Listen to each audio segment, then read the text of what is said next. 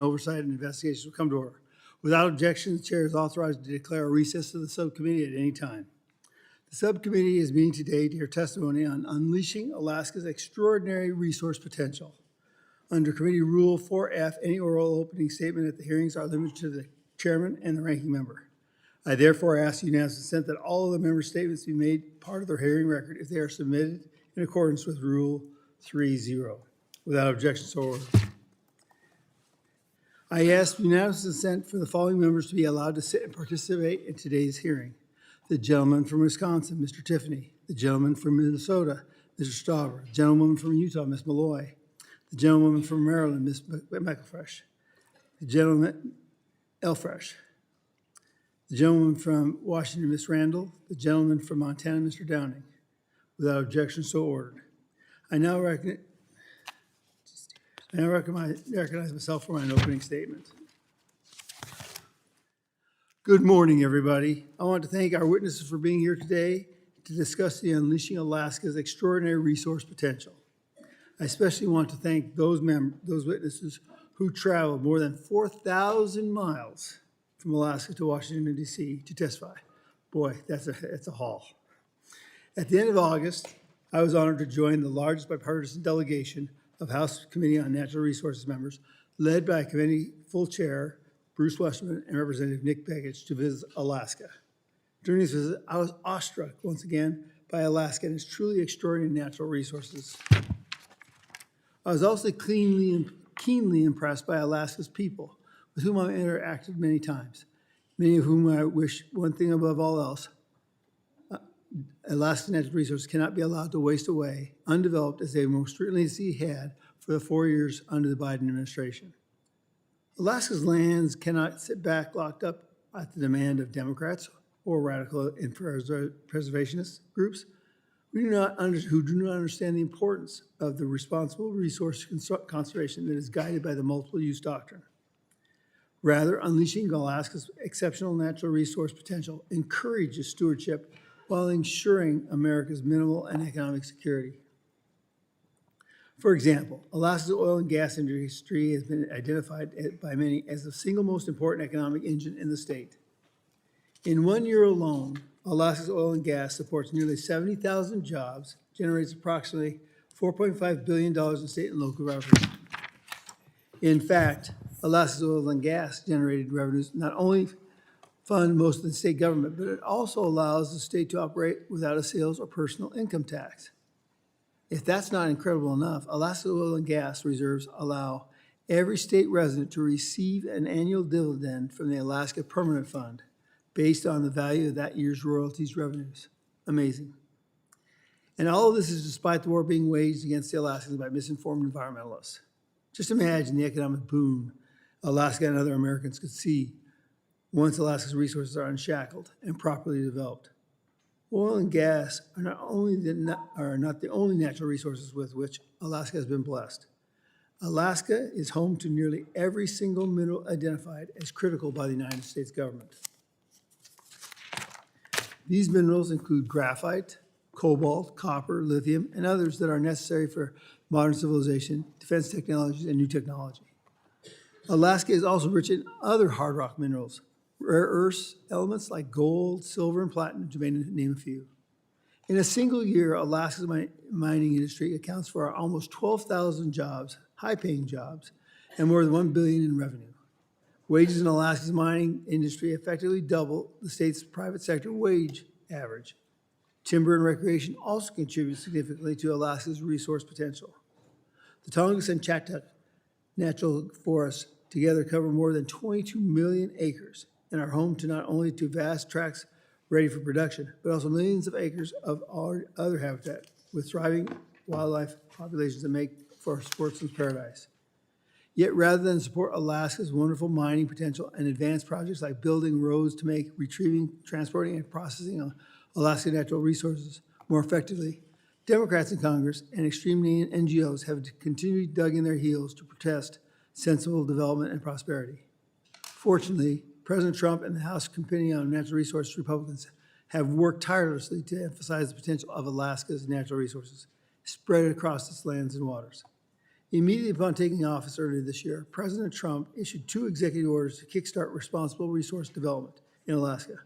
One titled Unleashing American Energy and another called Unleashing Alaska's Extraordinary Resource Potential. Republicans in Congress have followed President Trump's call and just this month passed a bipartisan resolution repealing harmful actions taken by the Biden administration to hinder Alaska's ability to unleash its natural resources by locking up its land. I look forward to continuing to work with my Republican colleagues and the Trump administration to unleash Alaska's extraordinary resource potential, encouraging these natural resources continue to enrich not only Alaska and its people, but America as a whole. Thank you, and I now recognize the Ranking Member Dexter for her opening statement. Thank you, Mr. Chair, and thank you to our witnesses for joining us. Agreed, it's a very long distance, so thank you for coming. The United States is already the top producer of and exporter of oil and gas in the world, and Alaska is one of the top 5 oil and gas producing states in the country. And yet, Alaskans still face some of the highest electricity prices in the country. Despite significant renewable energy potential, many rural communities rely on expensive imported diesel to heat and power their homes and businesses. The energy projects that my Republican colleagues will celebrate today make little economic sense and do almost nothing to address the high energy prices that Alaskan communities are facing. The reconciliation bill mandated more leasing in the Arctic National Wildlife Refuge, which we know is unprofitable.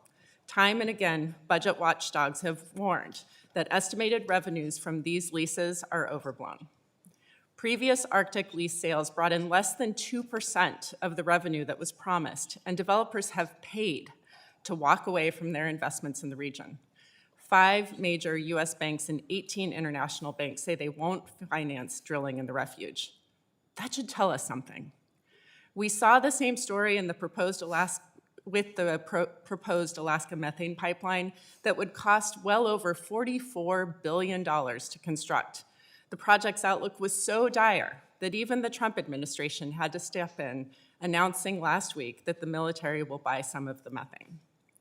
Now this administration is using the proposed pipeline as a trade deal bargaining chip, with no guarantees that the investment will lower Alaskans' and electricity prices. Beyond the bad economics, these projects put people and fragile ecosystems at risk at a time when Alaska is warming faster than anywhere else in the country. As a pulmonary and critical care physician, I can't ignore what that means for the health of those communities. Entire villages are having to be relocated because the climate crisis is melting the ground under their feet. The fire season is longer, and according to the CDC, Alaska is at risk of new disease outbreaks like Lyme and rabies as the habitats of the pathogens wildlife hosts like ticks and foxes shift north. One of the starkest images is that of oil and gas companies having to contract with companies that provide equipment to prevent permafrost from melting so that their pipelines, roads, and drilling equipment don't crumble. Oil companies have installed thousands of them already. It's yet another canary in the coal mine, warning us. But President Trump and my colleagues have adopted an unapologetic agenda of accelerating the climate crisis. Meanwhile, Trump's personal vendetta against renewable energy has killed numerous projects in Alaska that would have lowered prices, increased reliability, and increased cost certainty. Rural communities in particular in Alaska have to pay a premium for their fuel to be imported. As we discussed, it's a long ways from anything else. Trump's actions to kill solar for all and attack wind energy at every turn hurt rural communities the most. The Shovel Creek Wind Project alone could bring over 100 megawatts to communities that need it. Yet it's now in jeopardy because of Trump's anti-wind energy crusade. Unfortunately, efforts to prop up non-viable fossil fuel projects are the rule, not the exception. Just last week in this subcommittee, we heard from a nonpartisan taxpayer group that Republican energy policies are fleecing taxpayers while boosting returns for big oil. Alaskans deserve access to cleaner, cheaper forms of energy now. Clean energy presents an opportunity for Alaska to diversify its economy, its energy profile, and lower energy costs. As long as Alaskans are at the mercy of the global oil and gas market, they will not have true energy independence. Renewable energy is a path to energy freedom.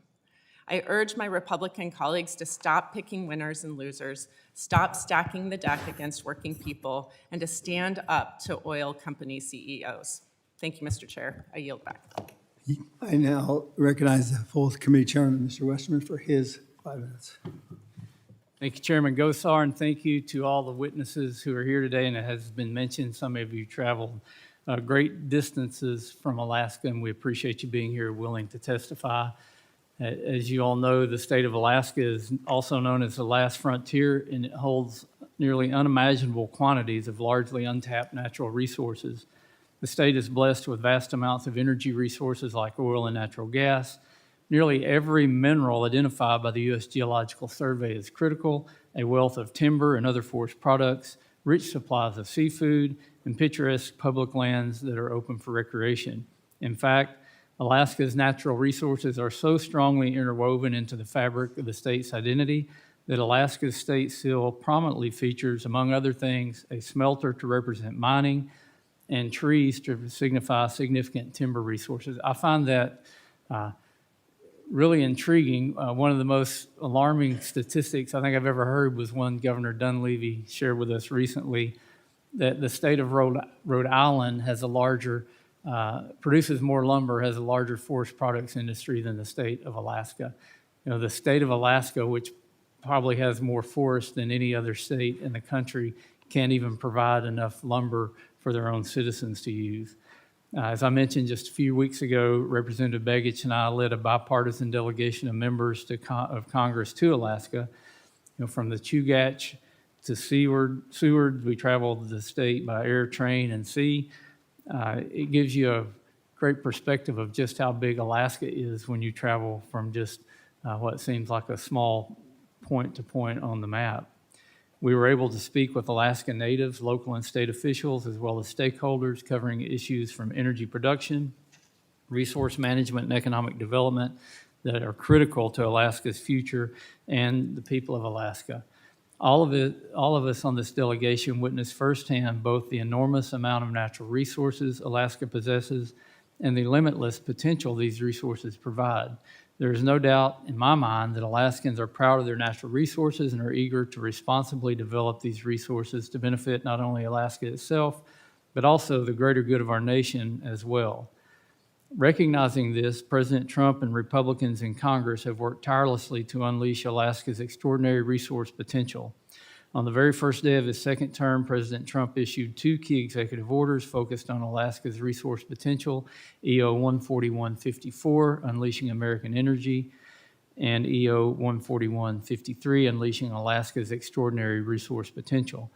Together, these executive orders seek to encourage development of Alaska's resources to the fullest extent possible, to, among other things, deliver price relief for Americans, create high-quality jobs for our citizens, work on our trade imbalances, augment the nation's exercise of global energy dominance, and guard against foreign powers like China and Russia from weaponizing energy supplies in theaters of geopolitical conflict. In other words, allowing Alaskans to develop Alaskan resources helps secure economic and national security for Alaskans and other Americans for generations to come. To further the goals of these executive orders, at the beginning of this month, House Republicans passed a resolution introduced by Representative Begich under the Congressional Review Act, repealing a Biden-era Central Yukon Resource Management Plan that had locked up more than 13.3 million acres of land in Alaska from responsible resource development and blocked national and Alaskan prosperity. The House-passed resolution also opened the door to repealing other harmful actions like Public Land Order 5150 and to moving forward with construction of additional crucial statewide projects like the Alaska LNG pipeline and Ambler Road. To be clear, Alaska's natural resources have been forced to languish by previous administrations for far too long.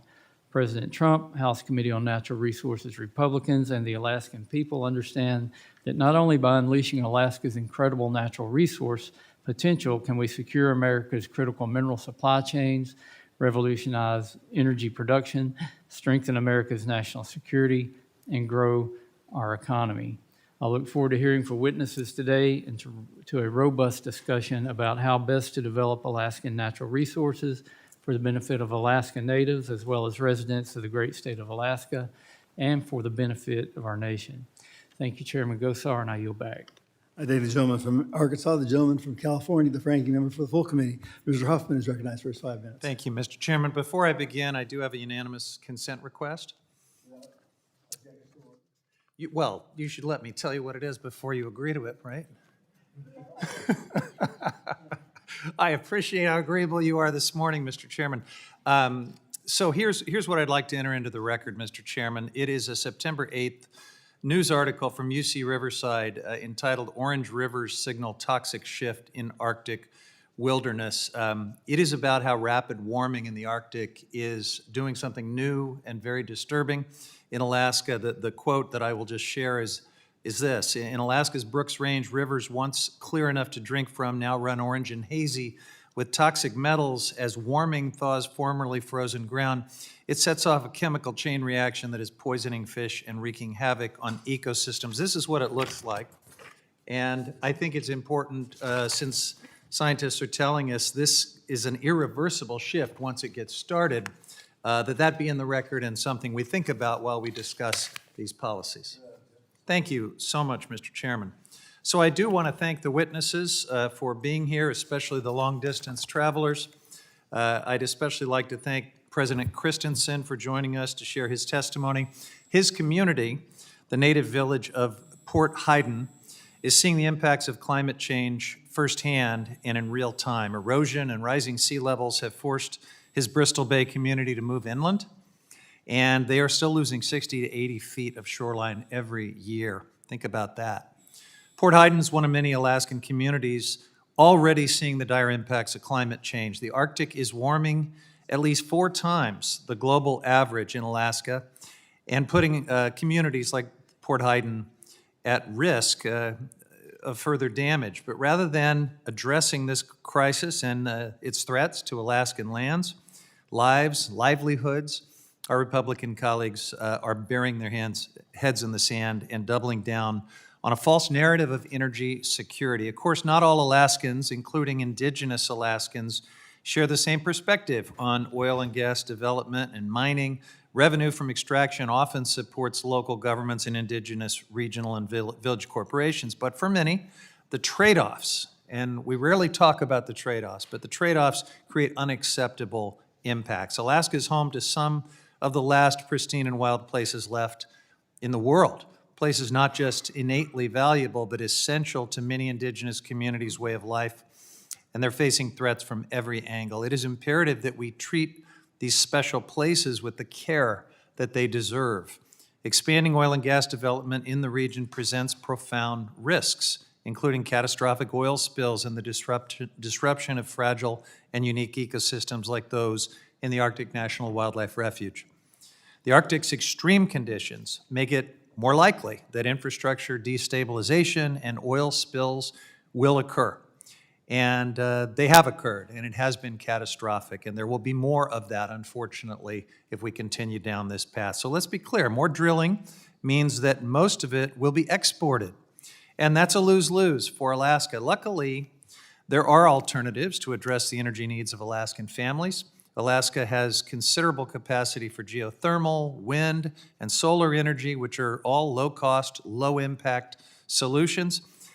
So this isn't about some of these things you'll hear about unleashing all types of energy resources. If it were, my Republican colleagues wouldn't be canceling energy projects that create real opportunities for communities to tap into these resources at lower costs.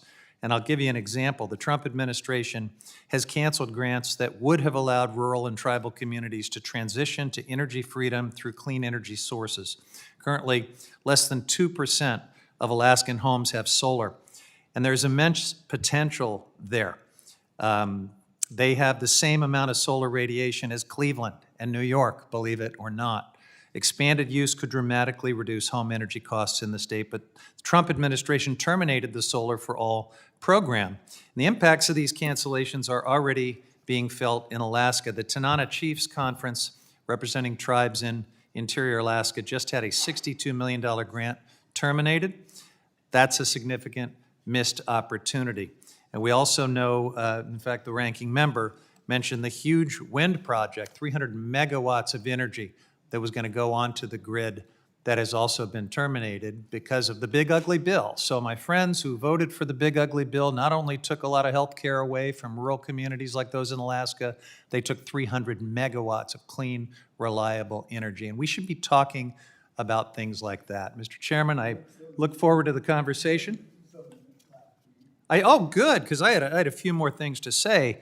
You know, folks, I think the point here is this is not about unleashing energy. It never really has been. When you cancel a 300 megawatt wind project that would have brought so many benefits to Alaska, I think it puts the lie to this notion that this is about energy dominance or anything else. It is about lining the pockets of billionaires and big oil folks who are well connected across the aisle. Alaska should be allowed to forge a new long-term path that prioritizes the freedom of a clean energy economy and protects communities from the dire threat of climate change. Mr. Chairman, I appreciate that, and I will yield back. I thank the gentleman. First of all, I got to apologize to the gentlelady from Maryland. I see that the name of L-Fresh, and I have a very good friend by the name of McElfresh, so that's why I went that way. So I'm very sorry. I will now introduce our first panel of witnesses. First, we have Mr. Narok Horacek. Did I say that close enough? Okay.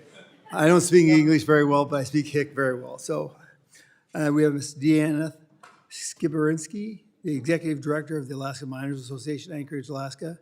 Mr. John Christensen, Jr., Tribal President, Native Village of Port Hayden, Alaska. And Mr. Clark Penny, President of Penny Capital, Anchorage, Alaska. And Mr.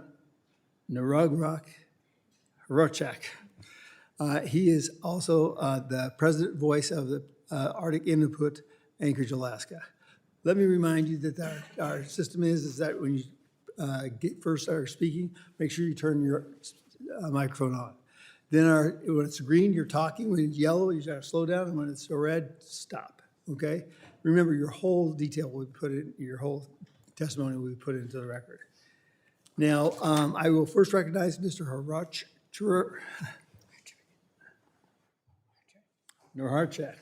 for his 5 minutes, sorry. Morning, Chairs Westerman, Gosser, Ranking Members Huffman and Dexter, and members of the committee. I am Nuguruk Harcharik, President of the Voice of the Arctic Inupiat. Voice represents the elected leadership of 21 North Slope organizations and works to ensure our collective voice is heard in DC. Thank you for inviting me to testify today about the critical relationship between the North Slope Inupiat and the federal government. The North Slope of Alaska is larger than the state of Minnesota and is comprised of 8 villages not connected by permanent roads. The cost of living is high and economic opportunity is low. The North Slope fully encompasses the National Petroleum Reserve in Alaska and most of the Arctic National Wildlife Refuge, including the 1002 area. As Inupiat, our lives are dictated by changes in wildlife migration patterns, sea ice conditions, and the unpredictability of Mother Nature. In the 1800s, outsiders brought a new way of life restricting our self-determination. This was the start of human forces, not just Mother Nature, imposing controls over our lives. One-sided policymaking dates back to the purchase of Alaska and continued right through the 20th century, including the creation of the National Petroleum Reserve in Alaska, Project Chariot, the establishment of ANWR and Gates of the Arctic National Park, the Alaska Native Claims Settlement Act, the whaling moratorium, and many, many more. In some instances, the North Slope Inupiat were such an afterthought that we were not told about new policies until our community members were arrested for violating them. Those times are sadly not behind us. Just 2 years ago, the Biden administration announced a proposed rule in the NPRA, and an ANWR unlawfully canceled leases and issued an unnecessary SEIS. We learned about these actions not from the administration, but from the media. While we supported the Biden administration's reapproval of the Willow Project just months prior, inconsistent policymaking like this has been detrimental to our people.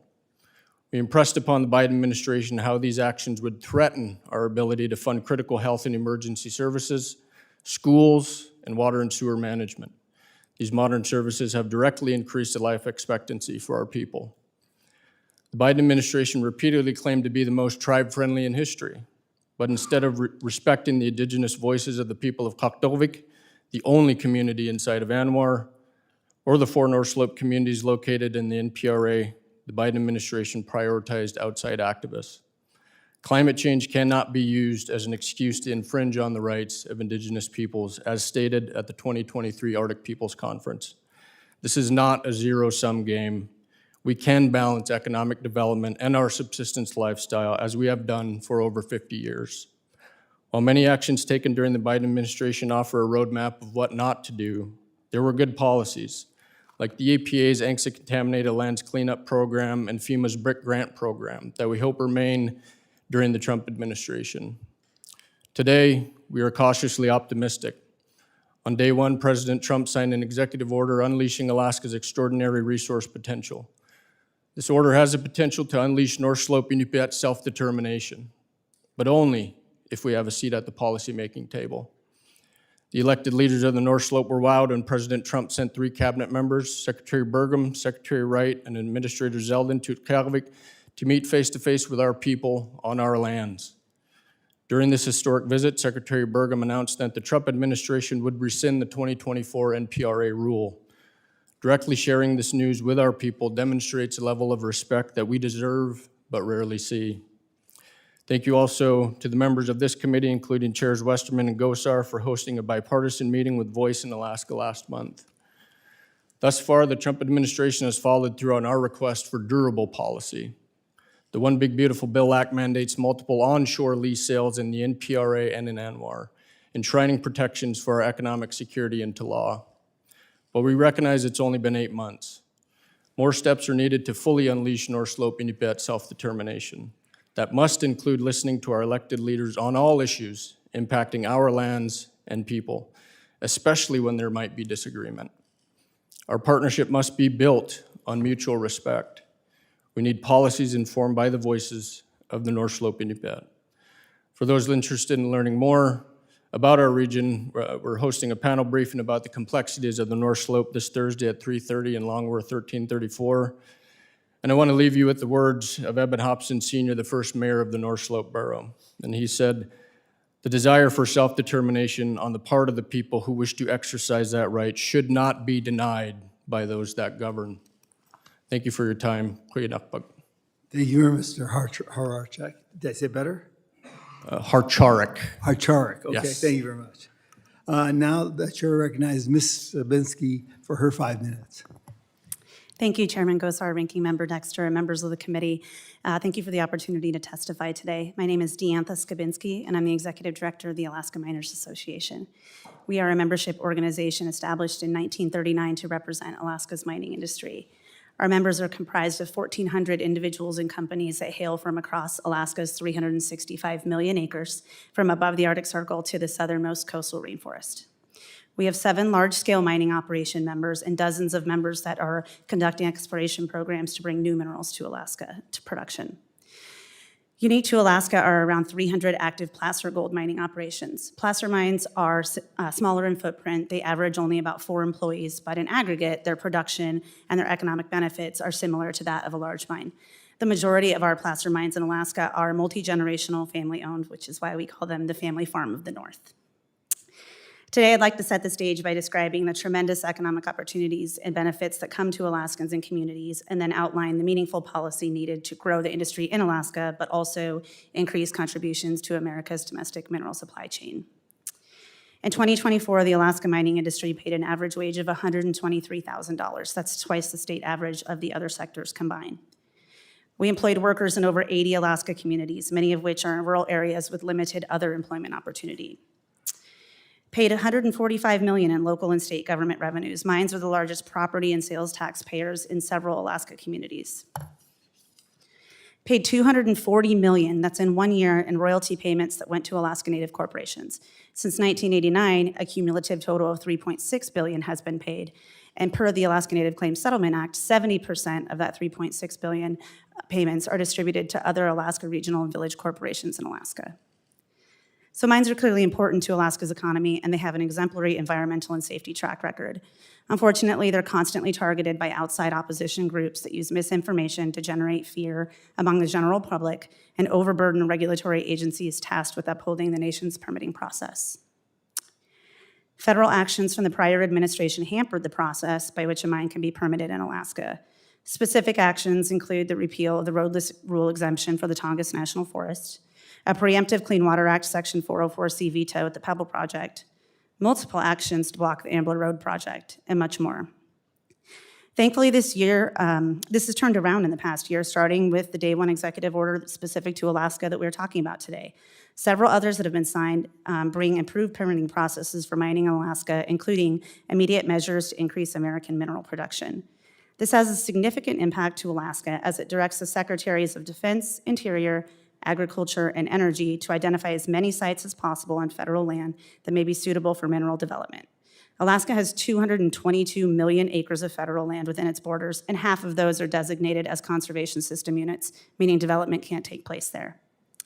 The Mineral EO directed the departments to identify as many sites as possible on federal lands for mining opportunities, but there was also an opportunity to provide feedback on federal policy and management changes to realize the mining of federal lands. The EPA and the Department of the Army have begun to implement Waters of the United States policy consistent with the Supreme Court Sackett decision. We're hopeful that we see an improved framework for the management of Alaska's wetlands mitigation programs that have long been a challenge to developers way outside of the mining industry in Alaska. Over 43% of Alaska's surface area is designated as wetlands, and instead of a mitigation program that is designed for over 48 states without that ratio, we need local flexibility where developers can perform meaningful environmental enhancement projects that assist rural communities with infrastructure to meet their mitigation requirements. Alaska is an extraordinary state with the ability to significantly contribute to our country's prosperity. With its impressive mineral endowment, superb environmental performance, a workforce with remarkable labor and safety standards, and significant economic benefits, Alaska is the place to start to make our nation a mineral production powerhouse. Mind in America starts with Mind in Alaska, and the entire AMA stands ready to work with this committee to make that a reality. Thank you again for the opportunity to speak to you today, and I look forward to your questions.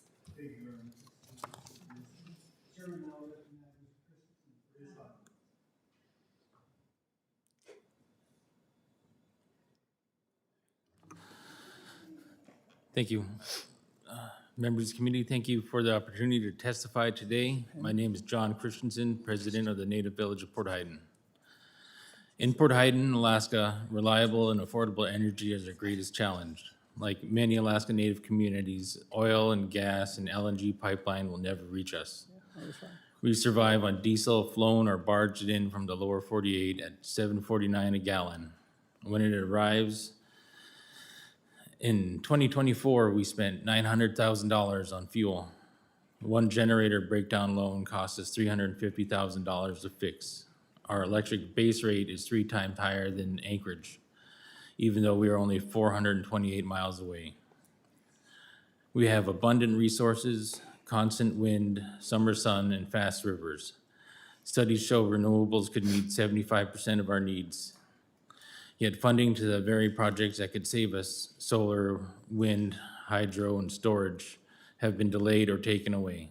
Promises made to our community have been broken, and the ability to remain on our ancestral lands is threatened. Port Huyton is home to 100 Alutiiq people who still practice subsistence fishing, hunting, and gathering as our ancestors did. Families smoke salmon in the summer, hunt caribou in the fall, and harvest berries to last through the long winter. These practices aren't just culture, they are survival. But the high cost of energy makes it harder each year to keep food stored, keep homes heated, and keep freezers running. 10 years ago, we built a fish processing plant to create jobs and keep more of our value in our community, but we cannot afford the diesel to power it, so it is sat empty. If we had affordable local energy, that plant could be running today, filleting salmon, creating jobs for our young people, and helping families stay in Port Huyton instead of leaving for Anchorage. We could even responsibly develop the titanium deposit on our beaches, creating new revenue streams that would benefit not just our villages, but the region.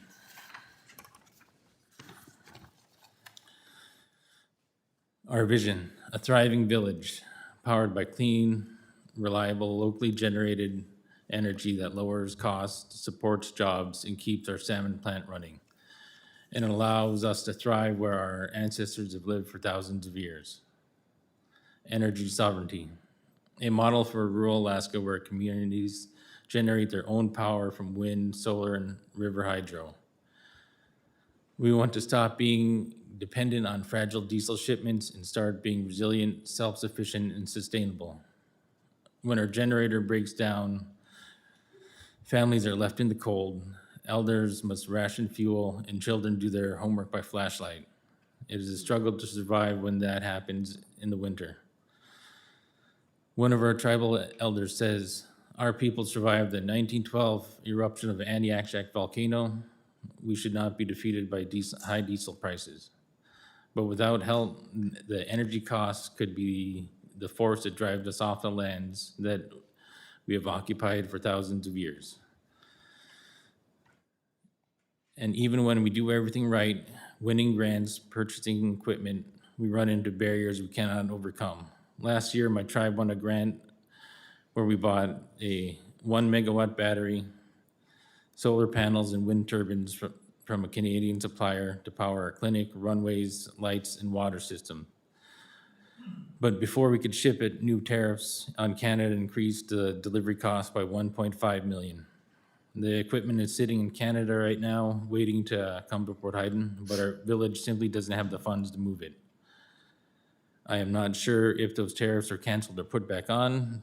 Their inconsistency makes it hard to keep track of. What we ask, we don't need more studies. We need Congress to protect the commitments already made and help us finish what we started. Support the tariff relief or direct assistance to cover these unforeseen costs. Will allow us to bring home the equipment we've already purchased and start producing clean, reliable power immediately. Our tribe's mission is simple. The vision of our tribe is that our community is growing, living, and thriving as we have for thousands of years. The mission of our tribe is to still be there. That is why we're asking you to stand with us, support Native communities in building energy systems that work where we live, not just where the pipelines run. Thank you for your time. Thank you, Mr. Christensen. I now recognize Mr. Penny for his 5 minutes. Chairman, Ranking Member Dexter, Congressman Begich, and members of the subcommittee, thank you for holding a hearing on unleashing Alaska's extraordinary resource potential and for the opportunity to testify this morning. I'm Clark Penny, proud third-generation Alaskan, born and raised where my family and I continue to live in Anchorage. I operate a wealth management company with an emphasis in public capital markets and assets under management over $1 billion. In addition, my consulting company, Penny Capital, advises companies ranging from technology startups to natural resource developers at every stage of the supply chain, from upstream mining to midstream processing to recycling. Altogether, those companies are progressing 41 of the 54 acknowledged critical minerals in their respective supply chains. Given 40 years of lived experience as an Alaskan, I can say confidently that our state is interested in many forms of commerce and business development. With Alaska's vast size, extreme climate, and limited infrastructure, those that choose to live in my home state are bold and solution-oriented, a parallel to being an entrepreneur. From a car that won't start on a minus 35-degree morning to creating an industry around mariculture or multi-hundred-mile pipelines, Alaskans are not short on creative solutions to get through each day. A skill set that translates directly to our willingness to grind to get ideas to market. Everything in Alaska is big, including our natural resource projects and therefore our solutions for our country. Alaska has known quantities of 49 critical minerals. No other state can say this. And contrary to common rhetoric, Alaskan residents are in support of responsibly developing those resources. Per a statewide survey conducted by Dittman Research in May of 2025, 72% of Alaskans favor oil and gas development, and 67% favor new critical mineral projects. The objective now is, how do we get these vast resources to market from Alaska for America? The U.S. all but eliminated its position on critical mineral development for the last 30 years. To fill that gap, foreign entities of concern, known as FEOCs, and other countries we do not have the best of relations with have stepped in. Resource development, like nature, loathes a vacuum. So we find ourselves in a position where FEOCs control the upstream, the midstream, and pricing. They own the market, they have mastered the technologies, and we are left with deep economic, strategic, and geopolitical vulnerabilities. Well, Alaskans in Alaska are up for a challenge. I'm very encouraged by the direction this administration is heading with support for the critical mineral industry. As someone with an investment background, I want to see dollars executed efficiently in supporting industry that create jobs, a circular economy, and equips our country to innovate, invest, and excel, as our American system does without parallel. But this will take all the tools in the U.S. policy toolbox, and maybe even some new ones. We are competing against countries that think in timelines and generations, not quarter by quarter. Those same countries have used their governments to subsidize needed infrastructure to get critical mineral projects to market. We don't have to copy them, but we do need to compete apples to apples in our distinct American way. To do that, first we must make sure U.S. policy at Department of Interior, Department of War, Department of Energy, and across the federal government demonstrate a clear preference for domestic critical mineral developers. Allies can help, but there is no substitute for homegrown Alaskan and American resources to fuel American innovation and the American economy. Second, use every tool in the toolkit, all of Defense Production Act's authorities, not just stockpile purchases, but long-term commitments to purchase to pull projects forward by signaling strategic interest. And that's my third point. If government sends a signal and maintains the signal, private investment will respond. Ultimately, there is a path in which private capital can come to the table more willingly. But the question to explore is simply this: how can investors assess the risk of a project with an unknown timeline, an unshaped supply chain, and a commodity price that could be manipulated by a nation opposed to American interests? There is a way for America to secure full domestic supply chains for every single critical mineral. Alaska is ready to play a significant role, the storehouse of so many strategic resources. It will take boldness, good ideas, creative solutions, and the mindset of grinding every day. Not so different than being an Alaskan. Thank you for the opportunity to testify today. I look forward to your questions and to working with the subcommittee to tackle the urgent issue of critical minerals. And I also want to say thank you to all the Alaskans that showed up today. It's great to see everyone. Thank you, Mr. Penny. Now I'm going to recognize members for their questions. I'm now going to recognize Mr. Tiffany from Wisconsin for his 5 minutes. Yeah, thank you very much, Mr. Chairman. First of all, I want to thank all of you for the hospitality you showed us when we were up in Alaska at the end of August. It truly is a great state, unlike any other state in the United States of America, and we really appreciate your hospitality. Ms. Skabinski, give me a couple repeals and rescissions that you think are important that you referenced in your testimony. Thank you, Congressman, for the question. And first, I'd like to turn around the thank you back at you and the members that traveled to Alaska. We got a lot of thanks for us coming to DC today, but really, there is no substitute for seeing the operations that you all have done on your visits to Alaska, and you were able to see, in my experience, I was gifted and privileged to be able to join you on your visit to Greens Creek Mine. There is no substitute for seeing what you saw with your own eyes and coming back and using what you saw to refute misinformation and to say, no, I saw a very responsibly operating mine with employees that love to work there. I know it's a giant investment of your time, and I just can't thank you all enough for taking the time to come learn about our mining industry.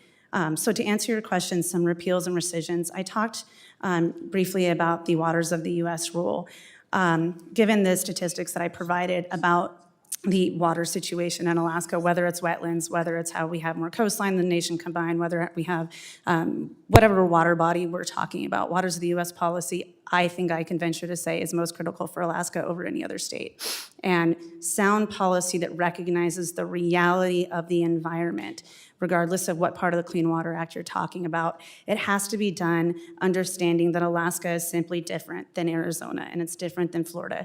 And so when you're looking at making sure that the definition of Waters of the U.S. comports with SACIT and changing what, and frankly, did not comport with SACIT in the previous administration, that is one of the things that jumps to the highest, not just for the mining industry, but to anybody that's developing Alaska lands. Yeah, so with those changes, you'll be sacrificing the environment, right? Sir, absolutely not. So we don't have to sacrifice the environment to make those changes? No, sir.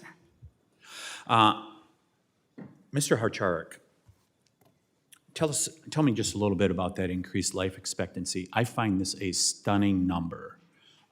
Explain that again for everyone here.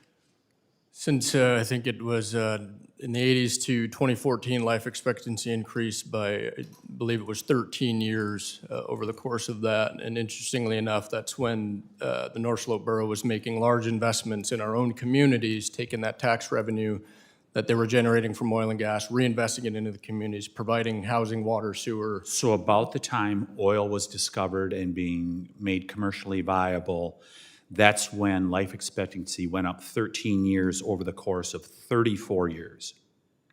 Yeah, once we started making those Mr. investments. Chairman, in the that may be communities, unprecedented in America to see that rapid of an increase of life expectancy in the history of this country, and largely because of oil. What I heard you also say is that the Biden administration did not coordinate with you with the actions that they took. Is that accurate? That is accurate, and I testified to that effect And last time I was here. Mr. Harcharik, isn't coordination required under federal law? Coordination is required under federal law, yes. Which is really unfortunate that the Biden administration with these indigenous peoples, that they did not follow the coordination law. You said this is it is not a zero-sum game. Explain that comment a little bit more about how this is not a zero-sum game. Often we hear that you can have one or the other. You can have subsistence or oil and gas development, or you can have this or you can have that. And I think that we've proven, and I said it in my testimony, that over the last 50 years, we've proven that we can have both, right? We can have an economy, we can have access to our subsistence resources that is supported by the oil and gas industry on the North Slope, that's taken advantage of by the North Slope Borough, a system that we made sure that we put in place. So we don't have to sacrifice the environment. Absolutely not. Mr. Christensen, I found something really interesting in your comments in regards to hydropower. How will you harness, have you figured that out? How will you harness hydropower for your community if you could do that? We've been improving our distribution lines for the power. So our power lines will take it. And then we're going to use run-of-the-river technology for 2 of the rivers in the area. So you'd be able to, there's technology where you can harness the river to be able to get electricity to your local community. Yes. That's outstanding. Before I yield, I urge the folks with the Save the Arctic shirts, it's great that you're here today. Be sure to go to Mr. Harcharik's tutorial that he's going to do this afternoon. That dialogue will be very valuable for anyone here to be able to hear what's going on up there. I yield back. The gentleman is recognized. The gentleman from California, Mr. Ranking Member from the full committee. Mr. Thank Huffman you. is recognized. Thank you, Mr. Chairman. And good morning, President Christensen. I want to ask you about some of the oil and methane projects in Alaska, specifically the proposed LNG pipeline, said to be one of the biggest infrastructure projects in the world to date of its kind. Would that lower energy costs for Port Heiden? No, not at all. Why not? It doesn't reach us. We are in western Alaska, and we're nowhere near the pipeline. What about oil and methane projects from the Arctic National Wildlife Refuge? Would that lower energy costs for your community? No. Same thing. Same. We're nowhere near the pipeline or the city, so we couldn't get the cheaper costs. What about the NPRA energy development? No. Ambler Road mining? No. I do want to ask you about something that I think would provide a lot of economic benefits for your community. Port Heiden is located near the biggest sockeye salmon fishery in the world, Bristol Bay, and your community made a major economic investment in building a processing plant some time ago. Is that right? Yes. What is the status of that plant? Right now, it's sitting with unused because we can't afford to run it right now because the diesel prices keep going up and it makes it harder. And you've got to bring that diesel into the community from faraway places. So the economics of finding energy for your processing plant are super challenging. Is that fair to say? Yes. Could renewable energy provide enough power to that plant to make it economically viable again? Yes, with the run of the river, we're hoping to generate 400 kilowatt hours, and we'd only need 100 kilowatt hours to run our plant. All right.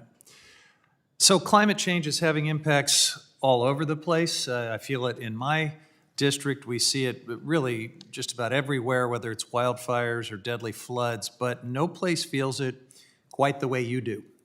In Alaska, where warming is occurring 4 times the global average. President Christensen, I serve with folks here on this committee who deny the reality and the science of climate change. I want to give you a chance to speak to them. How has climate change impacted your community? We have significant erosion now with the increased storms. There's no ice on the beach anymore. So the fall and winter storms will erode 30-plus feet per storm. So, And this wasn't happening 20, 30 years ago. no. If somebody questioned whether climate change was a serious problem, what would you say to them? Well, we already had to move my village once, so I'd like to not do that again. So that'd be good.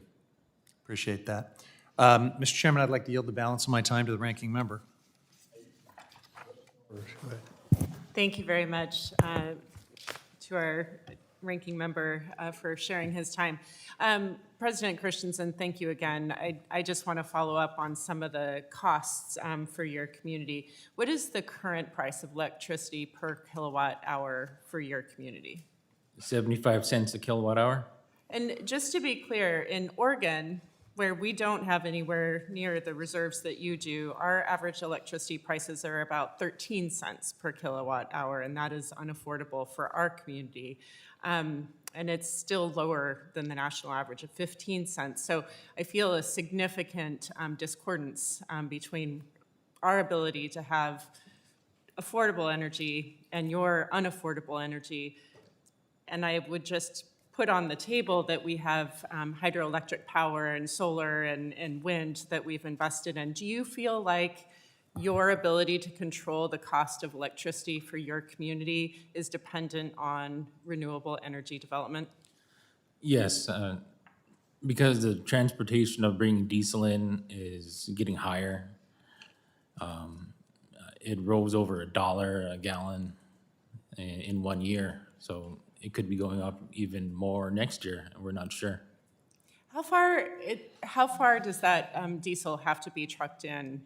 Like, what is the distance from the supply position? Well, it has to come from the lower 48 because it's refined down there, and then barged over to Dutch Harbor or to maybe Seward, and then barged back up to my village, which is Very good. I'll follow quite a up with you, distance. President Christensen. I've gone over my time. Thank you. Thank the gentleman, the full committee chairman, Mr. Rusterman, is recognized for 5 minutes. Thank you again, Chairman Gosar, and witnesses. Thank you for your testimony, Mr. Hartshorek. As I mentioned earlier, we visited Alaska not too long ago, and if folks haven't been there, it's hard to understand the vastness of Alaska.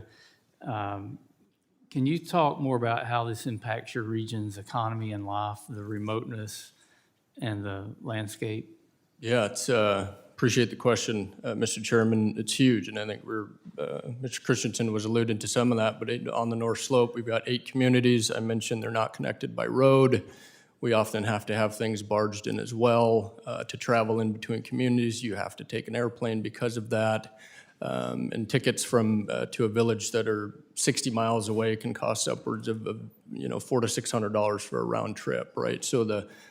And then getting things from Anchorage up to Barrow, just everything is more expensive, right? The lumber and things to build homes, the equipment and materials it takes to maintain the systems that we have on the North Slope have to be barged up from Seattle, lower 48, or barged over from Prudhoe after they've been trucked up, which really increases the cost of all of the systems that we have in all of our communities.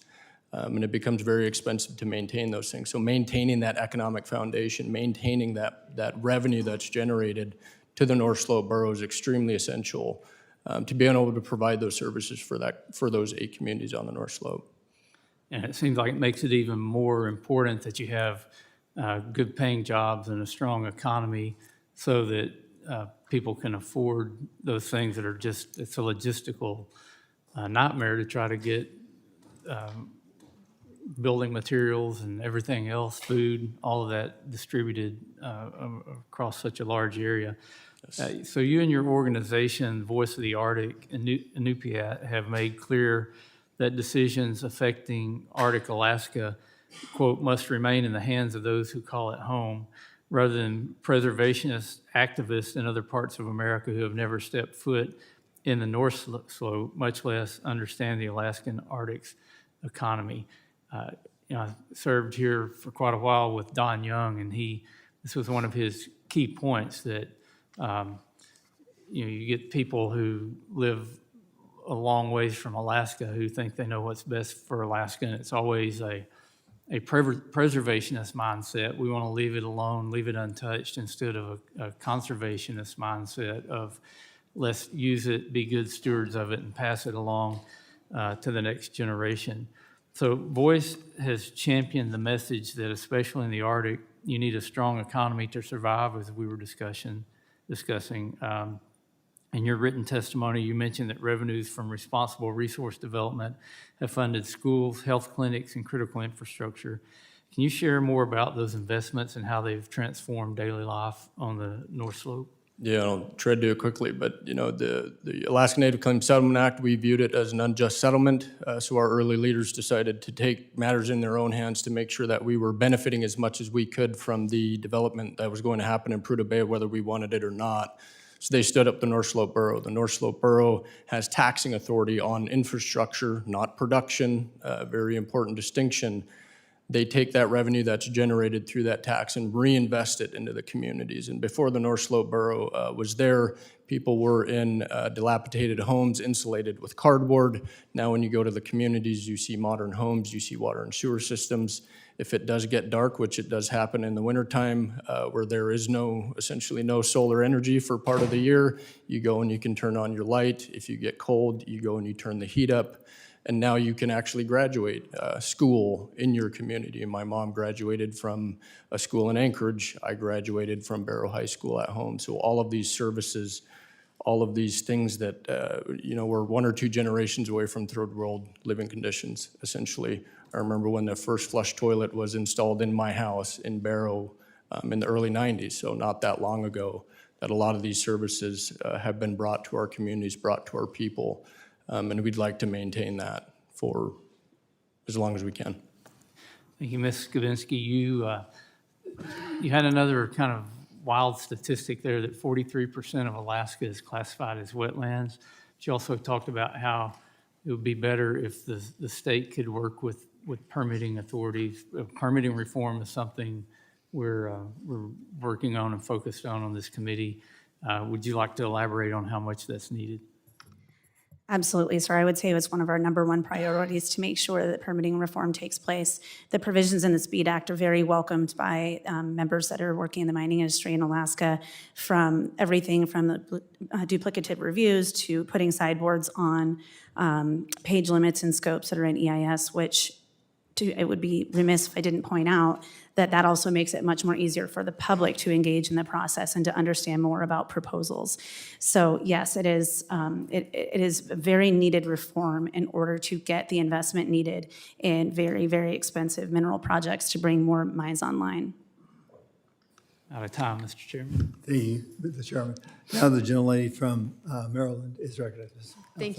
Thank you very much, Mr. Chair. I also want to add my thanks to everybody on the panel who I had the opportunity to meet on the congressional delegation visit last month. The hospitality was unmatched, and I concur with everything everybody said. Until you can see this wilderness, until you can see these communities and meet with folks on the ground, you have very little understanding of it. So I'm just so grateful for that opportunity and grateful for everybody in the audience who traveled so far to be here today. It does not go unnoticed by this committee, so thank you. I want to just add on to some of the comments the ranking member made. In addition, I think we all here at home in our own communities and districts, the true affordability crisis facing many Americans. What I saw in Alaska was unmatched. And in terms of energy affordability we're talking about today, housing affordability, food affordability, all of those things, we hear you. I also saw the vastness and the sensitivity and the wilderness and the vulnerability of Alaskan nature all around me during the week that we were there. And so, I use the word balance quite a bit in this committee, but I just want to make sure that we strike the balance. It's more of a thought than a question here, Mr. Chair, if I could, but what I'm hoping for here is obviously the highest of environmental standards for anything that moves forward, and I know that there's bipartisan agreement on that, but as the ranking member said, we need to make sure the people who are most impacted by these projects also benefit the most from these projects. So first and foremost, tribal communities, the people of Alaska, the American people, then our allies abroad, and not our adversaries abroad. And right now, I am not convinced that there's any restrictions or guardrails on who is benefiting from anything we're talking about here. And that's of deep concern to me as a member of this committee, also a member of the Armed Services Committee. How are we ensuring that we're literally not fueling our adversaries with the wealth that we're talking about here today? So that's something I would like to pursue on both sides, and obviously having the highest environmental standards. So there's a lot of work ahead. I'm excited to get to work with all of you in the audience in this committee. And with that, I'd like to yield the remainder of my time to the ranking member.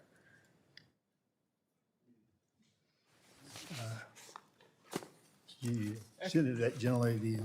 All right, thank you very much to the chair and to Representative Elfreth for sharing her time. I wanted to follow up, President Christensen, on our conversation that you were explaining, because I think it's ironic that the harvested oil that we are talking about from Alaska, very modest amounts, my understanding is, are refined in Alaska, and those are all in the southern portion of the state. So the barges that you're talking about do come from the lower 48, not from Alaska. Is that correct? Yes. Okay. And how often do those barges come in for your delivery of diesel? We get two fuel deliveries per year, one in the spring and one in the fall. And are those reliable deliveries? Are there things that can impede those deliveries? The fall one is, it changes quite a bit because of the weather. You can get storms and where they don't come in very often because of storms. And a long time ago in the springtime, there would be ice on the beach. So the fuel barge had to wait, then we'd had to ration. So, but now there's less ice on the beach, so we get the spring barge pretty regularly. Okay. Thank you for that. And is it fair to say that it is because you have to import all of your fuel that your electricity costs or your diesel costs are high? Yes. Okay. How much of your community's energy demand could be met by renewables? I was hoping with the hydropower, it would be 100%. And It's a small amount of like 120 kW that we need to produce to sustain our village. okay. And you had mentioned earlier that you needed 100 kilowatt hours to keep the processing plant running. Is that accurate? Yes, So that plus what you need for your village could be met with a renewable source. yes, Would that give you economic stability as a village, you think? yes. A lower electric rate would make it cheaper for businesses to run, like our store, and we'd be able to run our fish processing plant and hopefully mine the titanium. And I just want to share like my thoughts about children doing homework by flashlight in a place where it's dark for many, many hours, especially in the north. That feels like an impact on quality of life as well as just the feasibility of life generally. Is that accurate? Yes. Thank you. And once again, I've gone over my time. I'll come back. Thank you, Mr. Chair. I think the gentleman from Minnesota, Mr. Stauber, is recognized for his 5 minutes. Thank you, Mr. Chair. Before I begin, I would ask unanimous consent to enter into the record this study by the Perryman Group titled Potential Economic Benefits of the Alaska LNG Project. Well, objects or It highlights the project's potential huge economic impacts across Alaska through 2056, Mr. Chair, including relating to job growth and lower energy prices for all of Alaskans. And Mr. Chair, I have one more, if you'd indulge me. And I ask unanimous consent to submit to the record an article titled, "United States Appeals Court Allows Trump's EPA to Terminate Climate Grants" from Reuters, which explains the court's decision and potential for fraud, waste, and abuse, along with an ongoing FBI and DOJ investigation. The EPA under Administrator Lee Zeldin maintained the program did not align with the agency's priorities, and it cited concerns with potential fraud, waste, and abuse. The FBI and Justice Department under Trump also investigated the program, and I ask unanimous consent to enter them. Without objection, so ordered. Thank you very much. You know, when Alaska became a state in 1959, there was an explicit understanding and requirement that the state would responsibly develop its vast natural resources, most of which are under federal control. Rather than upholding this, the Biden administration again and again took action to shut down Alaska. By the end of his administration, President Biden levied 70 sanctions against Alaska, far more than he did on adversarial nations like Iran. Alaska has incredible natural resource wealth, ranging from oil and gas resources, the Cook Inlet and the National Petroleum Reserve Alaska and the Arctic National Wildlife Refuge, to the tremendous timber stock and some of the most valuable critical mineral deposits in the entire world. And I was proud to lead bipartisan legislation last Congress, like the Alaska's Right to Produce Act, which sought to reverse the Biden administration's attempts to shut down oil and gas development in NPRA and ANWR.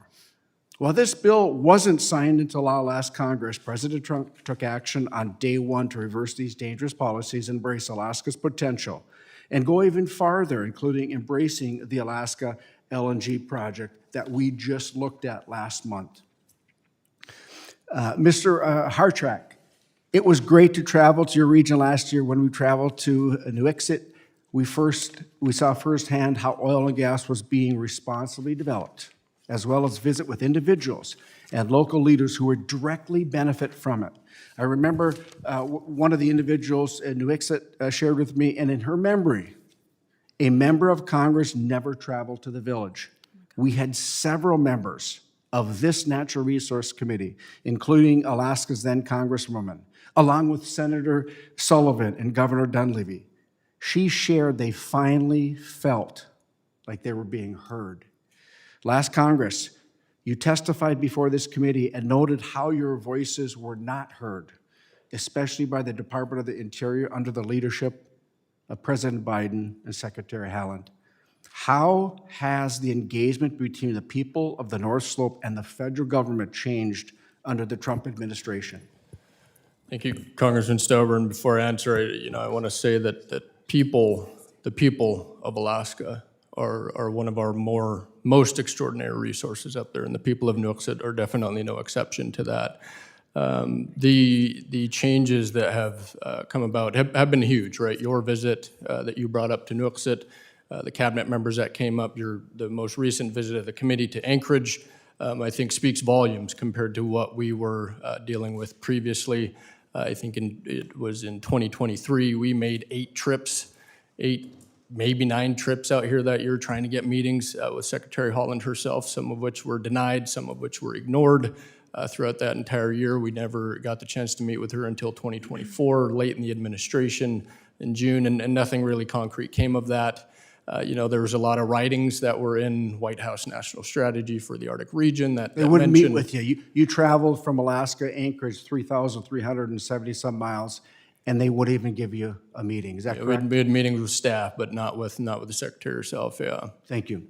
Ms. Sabinski, it's great to see you once again. And as you know well, Alaska has the greatest mineral wealth of any state in the entire nation, including my great state of Minnesota. We have the second most. Alaska has the first. It was great to see this mineral wealth up close. When we visited it, the Greens Creek mine just last month. In your testimony, you run through the president's executive orders that have begun to put us on the right track. You also discuss the importance of consistency and certainty. What do you think it is most important for Congress to prioritize in order to provide this consistency and certainty to the mining industry in Alaska? Thank you for the question, sir, and thank you again for taking the time 2 summers in a row to come visit Alaska and learn about our resources. And also, thank you for not holding the whole mineral wealth thing against us. I appreciate it. I honestly think the most important thing to prioritize right now is the measures that are in the SPEED Act, and I won't belabor that point because you guys have spent a lot of time talking about that in this committee. But the measures that are in the SPEED Act and really dovetailing that with some of the things that are happening positively on the administration side within the permitting improvement steering council and the Fast 41 process. I think it seems basic, but it's really not, and we've lost sight of how important it is to ensure that agencies are working together, and that's my favorite part of the whole thing. We can talk about page limits, we can talk about ensuring that the scope is appropriate, but the requiring agencies to work together, you would be stunned, including the mine site that you visited, how the U.S. Forest Service and the Environmental Protection Agency work on the same permit at different times and different time periods. If one of them has 60 days, day 61, it goes to the other one, and they don't talk to each other. And you would think 2 agencies like that that are responsible for upholding science would do that.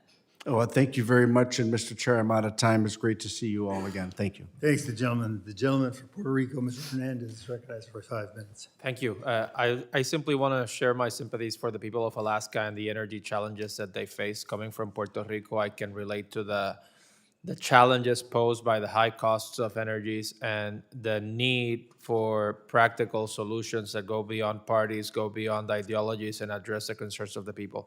I'd like to yield my time to a ranking member, for the remainder of my time to the ranking member. Thank you very much, once again, to my colleagues and to the chair. President Christensen, I wanted to ask you, you mentioned that you had to move your village in the past. Can you tell me more about that?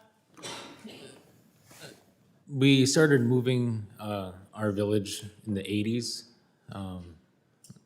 There was a slight erosion going on. And then, so people in my tribe decided to move more inland towards the mountain. Right now, our old community of Meshik is gone. It's in the water right now. So, good thing we started early, and then it just sped up. Right now, where our fuel farm is at, they said it wasn't supposed to be moved until 2025, and we moved it 6 years ago. So.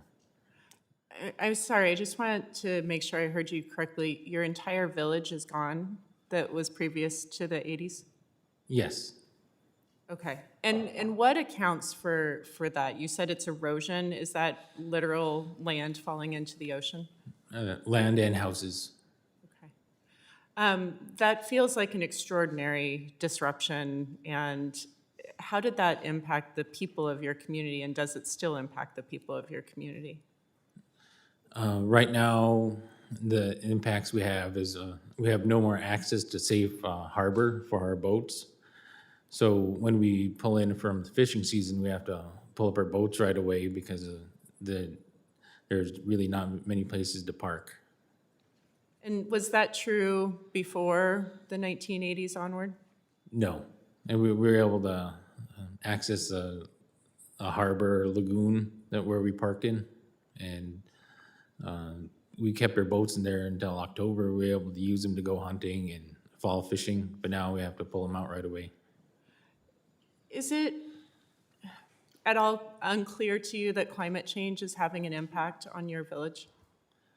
No, I believe it is a clear impact of climate change. Okay. No, that feels extraordinary to me. And the cost of that, who bore the cost of moving your village and rebuilding? Just the people in Port Heiden. Nobody helped us move. Are you a rich community? No. Okay. We're poor fishermen. That feels like the impact of climate change on your community has already been extraordinary, and we continue to perhaps hasten that.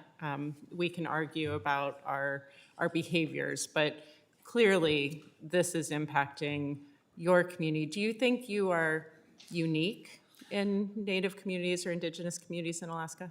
No, there's a few other places that are having trouble right now. There's one of the communities below us, Port Moller, is planning on moving their community. And there's villages like Kivalina is trying to move, but the logistics of it's pretty hard. I can imagine. And is the U.S. government or the state of Alaska helping fund the moving of your villages or their villages at all? Not that I know of. Nobody helped us, so I wasn't sure if anybody helped them. Okay. And the dividend fund, I trained in medical school with people from Alaska and spent many weeks in Anchorage practicing and training. And my understanding is the dividend fund is a really important resource for people in Alaska. Can you help me understand, does that, do you as tribal members have the same dividend payments or is it different? No, it's the same. It is the same. Do you know of other communities that have had to move that are not Indigenous communities? No. Okay. I'll yield at this point, and thank you very much. Young lady yields. The gentleman from Utah, Ms. Malloy, is recognized for her 5 minutes. Thank you, Mr. Chairman. I also was in Alaska on the bipartisan trip last month, and also wanted to say thank you for your hospitality. There really isn't anything else like it. And because of that, I'm going to repeat something that I said when I was there, here on the record for the benefit of everyone. But the thing I heard most probably while we were in Alaska was Alaska's different. That's everywhere we went, everywhere we stopped, people kept saying Alaska's different. And it clearly is in so many ways. But sitting here in this hearing, I'm struck again by how similar all of our states are in the concerns we have. So, Mr. Horacek, and I hope I'm saying your name right. I apologize. What I'm hearing you say is that more coordination and less regulation helps you have the strong economy that increases life expectancy and quality of life. Is that fair? Yeah, I think that's fair.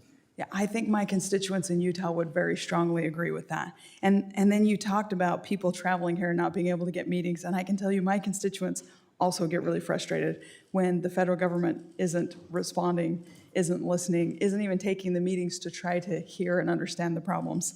The good news is that I had constituents in town a couple of weeks ago who are thrilled that they not only got the meeting, they weren't just heard and understood, they got concrete answers and solutions. And so I think we're going in a good direction with that. But as different as Alaska is, I think we're all the same in that we need a government that is listening and responding and finding solutions, not just giving us more red tape. So thank you for bringing that up.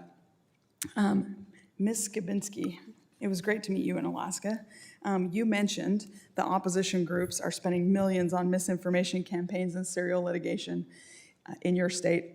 Another thing that I think we have in common, can you quantify the delays and the costs from lawsuits against your members' projects? Congresswoman, thank you for that question. I believe I could, with a little lead time, to do some homework, and I would be happy to commit to that. I can think of single standalone examples where, yes, I can think of some that are currently in existence where they're sitting there waiting, and it's been nearly 2 years of waiting for a court decision for, frankly, a litigation, a lawsuit that was brought 9 years later after the permitting process and the public opportunities to participate had concluded. So I can give you standalone examples, and I can give you an aggregate one as well. Okay, yeah, we'll submit that as a question for the record so that you can have some time to go back and do the math and give us some examples, because I would really like to know what the economic impact of that is. Mr. Penny, as someone with deep experience in public capital markets, I was interested in what you were saying about the unwillingness or maybe the hesitancy to invest in some of these projects when there's uncertainty. What concrete steps should we, Congress, take to help American companies compete against state-subsidized foreign competitors? Yeah, no, thank you for the question.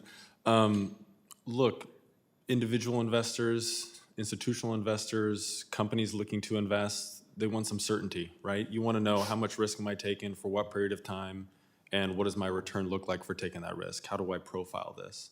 So anything that the federal government can do to help shore up some of the unknown risk that has been in place for over 30 years in the critical med industry is very, very supportive and very important. We're starting to see things like national defense stockpile agreements take place through the Department of War. We're starting to see, also looks like Department of Defense at the time, now Department of War, looking at how to structure long-term commitments to purchase, which is basically a long-term offtake agreement. Those are financeable activities. Those will free up capital from the private markets to come into play and help support to get those industries to market.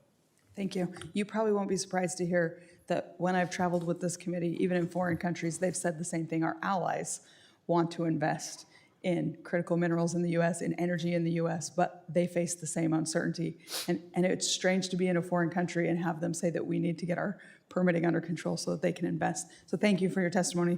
I only have a few seconds left, so I will yield back, Mr. Chairman. I think the gentleman from Utah, the gentlewoman from Washington, Ms. Randall, is recognized for 5 minutes. Thank you so much, Mr. Chair. I also enjoyed my time in Alaska on the congressional delegation. It was, as a Washingtonian, my first time visiting our neighbors to the north, and I'm disappointed that it took me so long, but so glad to have had the opportunity to visit and better understand the economic drivers in the state, but also, the real differences in tribal law from the lower 48 and from a state like Washington to the state of Alaska.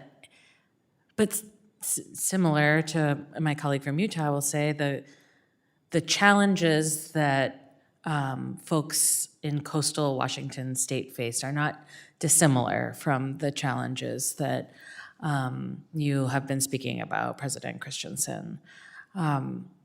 I really appreciate your testimony, and I want to follow up on a thread that my colleague from Oregon started and that you have spoken on already. You mentioned that Port Hueneme has made efforts to build the small hydroelectric project to complement your other investments in wind and solar.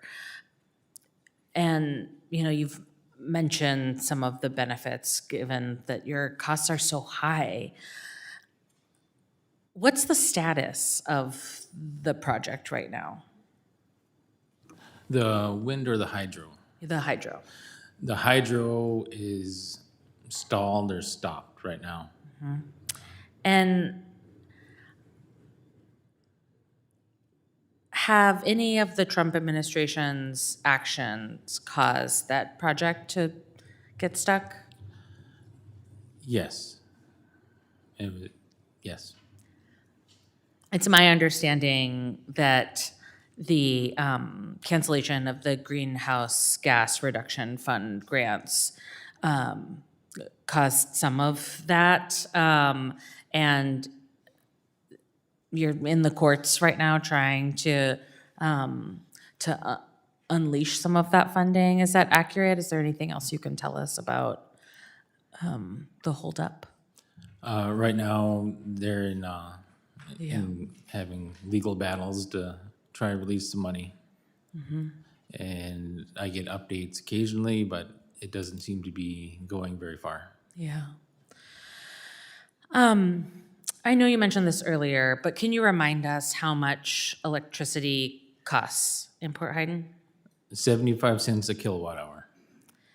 And how much would the hydro project have lowered that cost? Probably 55 cents.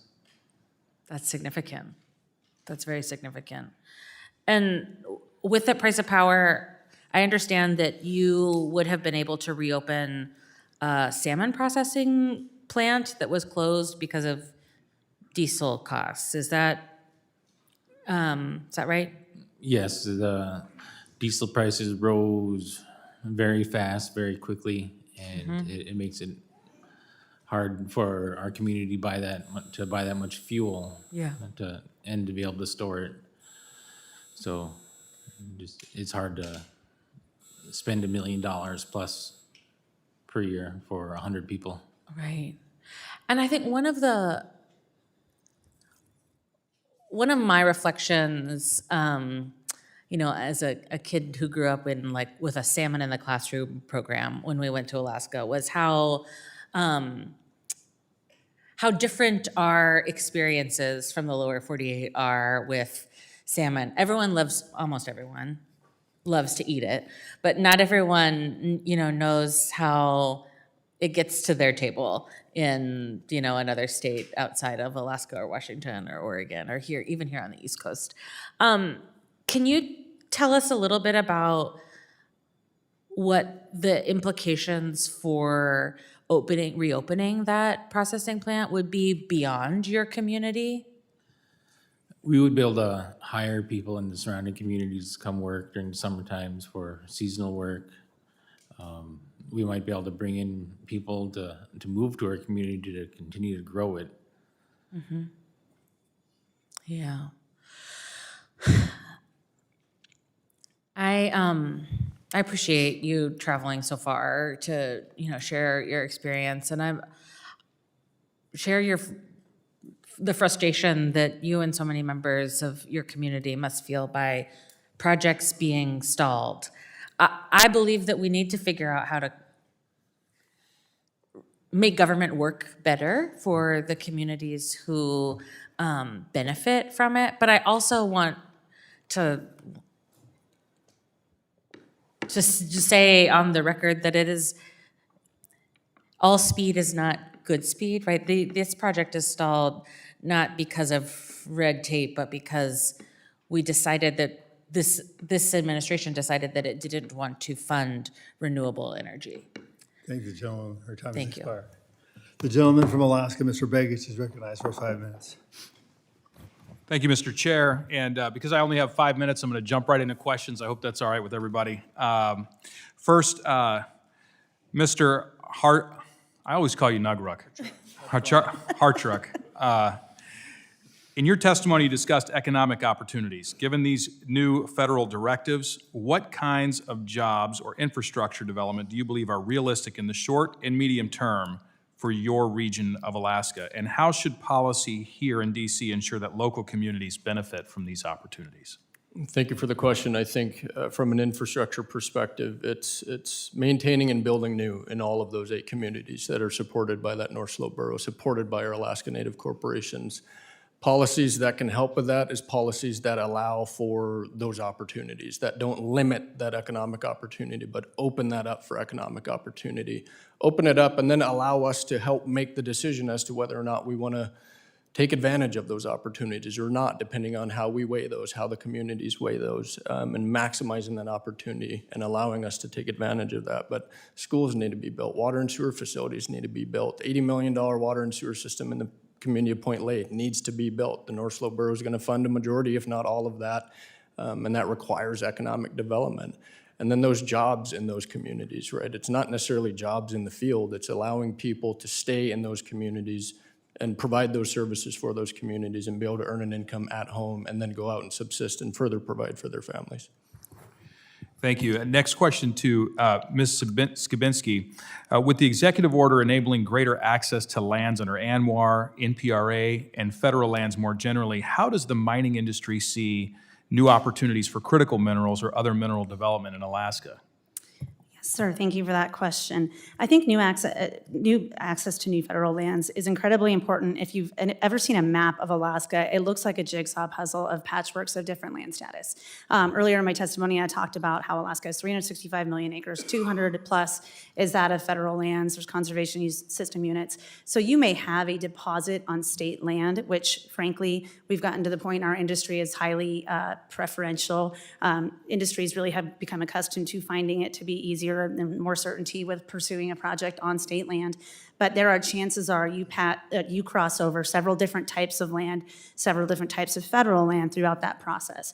So when you see things in the executive order that improve the entire land management picture, lift public landowners, order BLM to do land planning better overall, you're going to see a better path forward to developing projects that aren't on the road system and cross several different types of land. That's great, and it's a perfect corollary to what we were just talking about with Mr. Hartruck. And about local opportunities being necessary to support these smaller communities of Alaska. Mr. Penny, how did the executive order and the One Big Beautiful Bill Act together change the investment risk climate for Alaska in mining and energy specifically? Yeah, thank you, Congressman. Look, it's a de-risker, right? I mean, private capital is looking for signals on how to de-risk their investment to feel comfortable getting involved. It's largely an untouched and unknown space for the last 30 years.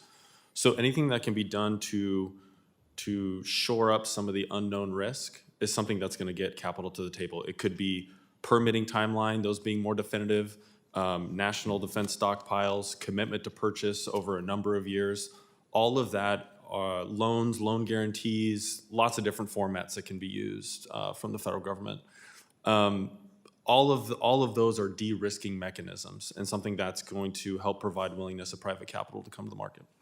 Thank you. And final question, Mr. Christensen, can you describe how the Alaska Power Cost Equalization Program works and how it benefits communities throughout Alaska that are like Port Huron, smaller, more isolated? The PCE program subsidizes 500 kilowatt hours for residential communities, people, not businesses. And I'm told it's been on the chopping block for quite a bit of years, and they're trying to get rid of it. What specific enhancements would you recommend to power cost equalization that would improve the cost of energy for both businesses and residential consumers in your town? Well, if you could include businesses, that would be great, and increase the cap. Everything uses more power now. Right now, it's 500 kilowatt hours. 1,000 kilowatt hours would be way more efficient. I know a lot of places, a lot of houses don't use that much, but as soon as you get over the 500 kilowatt hours, it will dramatically increase your electric bill. Thank you. Thanks to the witnesses for making the long trip from Alaska. Some of you, this is an infrequent trip, sometimes more frequent, but we always appreciate hearing directly from those who are impacted by the decisions that we make here in DC. And with that, my time has expired and I yield back. The gentleman from Alaska, the ranking member, Ms. Dexter from Oregon is recognized for her 5 minutes. Thank you so much, Mr. Chair. President Christensen, I just want to double down on a couple things because I know you've already said this, but in 2024, your community won federal funding to power a wind, solar, and battery project. Is that right? Yes. Okay. And the energy, we've covered what that would have been used for tribal buildings for the processing plant. Are there other things that would be important to highlight here that energy would be used for? The clinic, the airport. The airport has equipment in it that it helps the planes, the large planes that fly over. When we had generator issues, the NASA called and said, how come we're shutting off their equipment? And we didn't know that we had NASA equipment there for all the airplanes there, so it was a surprise to us. Okay. And what is the status of that project right now? The wind, right now they're shipping out materials for the foundation, which is the cement. The turbines and the solar panels are in Canada, I believe. And we're waiting on more money to pull those out. The battery system, we had to switch to a different battery because of it would have cost way more money with the tariffs than it would have just keeping them. So the batteries cost $100,000 more, but in the end, they'll be cheaper because of the tariffs. So the tariffs clearly were an unpredicted cost that you are having to bear yourself as a tribe. Is that correct? A large cost, yes. Okay. And I think you mentioned before that it would be $1.5 million more due to tariff impacts. Is that right? That was the initial assessment. Right now, without the tariffs, we're seeing an increase of $300,000. Okay. And so getting your parts, which, to be clear, you've already paid for those parts, is that accurate? Yes, Okay. Out of a Canadian warehouse somewhere would cost more, much more than what you paid for fuel in total last year as a community. Is that accurate?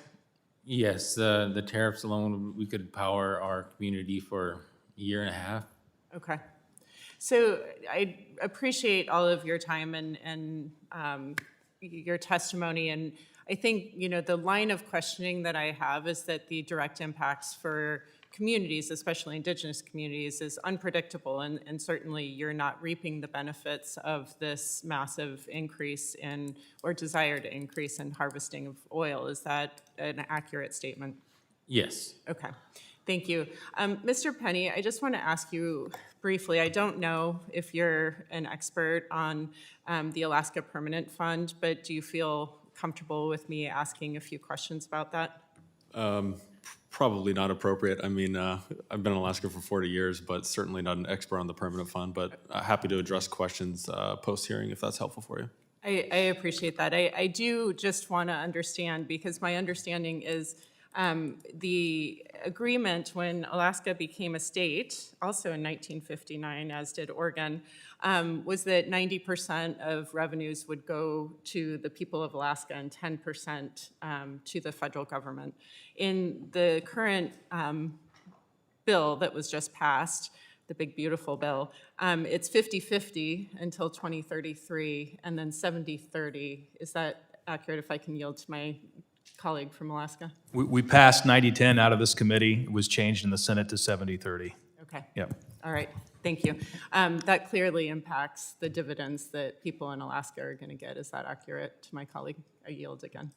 That is accurate. Okay. So thank you all for your testimony. I have taken up plenty of this committee's time at this point. Thank you. I'll yield back. It's my turn, huh? Okay, President Christensen, your written testimony references the village worked with a group called Climate United West for their hydroelectric project. To clarify, there have been issues with this grant, and I don't necessarily want to assume anyone has any issues with hydro. Is there a way that your village can work directly on this project with the government instead of using, instead of the problems with this NGO, particularly on this grant? I would be willing to take any kind of money to get cheaper power. So- Okay, well, I'm glad we rectified that, because I have a bill that basically asks for any, a federal government gives an NGO 1 penny, either directly or indirectly, they have to tell us where they got all their money. And right now, the IRS does that, but they won't give it to members of Congress. It's all blacked out. That's pretty obvious. Now, my question is, Mr. Penny, you mentioned that you think there's a way for America to secure domestic supply chains for every single critical mineral. How can development in Alaska help us get there? Yeah, thank you, Mr. Chair. The resources in Alaska are second to none, and they are ready to support this country, sir. I mean, we have, I've been asked here today, invited here today to speak on behalf of Alaska in general, not projects specifically, but we have deposits of graphite that can help provide 100% of U.S. supply needs for 100 years, potentially. We've got deposits of nickel that can help supply U.S. supply needs, 100% of it, for many decades. We've got antimony at surface that's ready to go. Alaska is ready to use their resources to help this country move forward and secure their supply chains. So let me ask you, if you're in the markets you say you are, you'll definitely understand technology, right? So how do we get to, better aptitude towards these aspects? We have to mine, right? Because a lot of these technologies have a lot of these critical minerals involved in them, do they not? Yes, sir, that's very correct. And unfortunately, with all 54 criticals, it's not going to be one process that solves for all of them. They're very, very unique in their own nature, and there's a lot of serious specifications that have to be met for end users to be interested in purchasing those critical minerals, way above my pay grade, left for the engineers. But it's going to take a lot of work, it's going to take a lot of research, and it's a function of how much time do we want to spend on this? How quickly do we want to get these critical minerals to the U.S. market? Now, eventually these marketplaces are going to, there will be any oil and gas someday, right?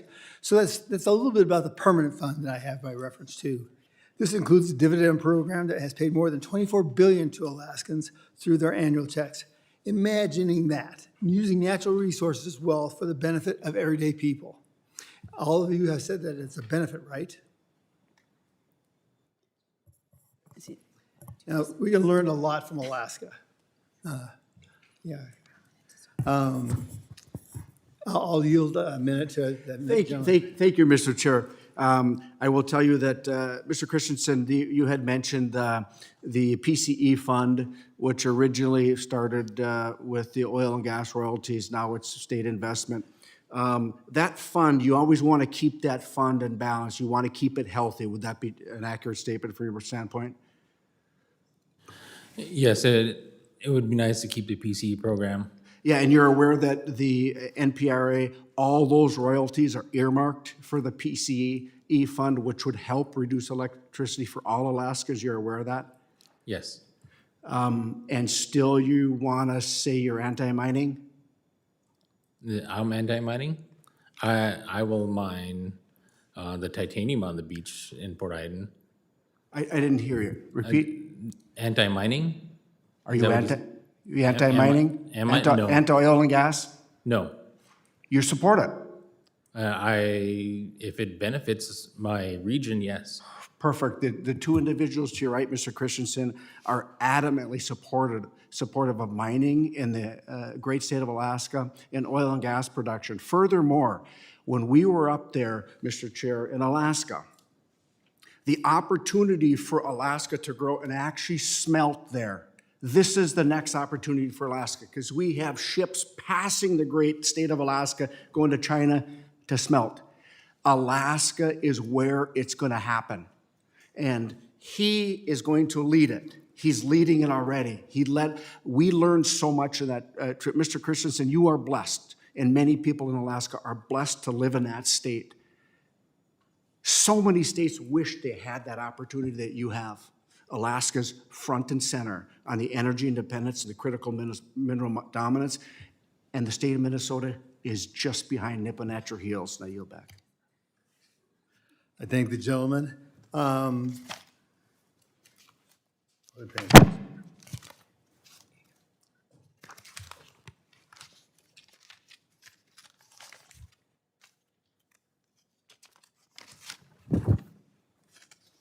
I thank the witnesses for their testimony. The chair will now recognize sorry.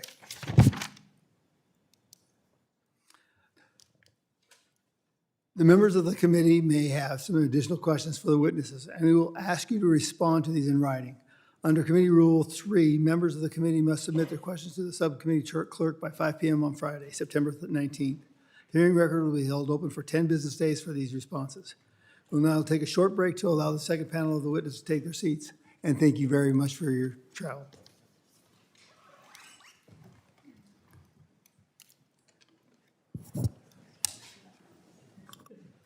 I said something really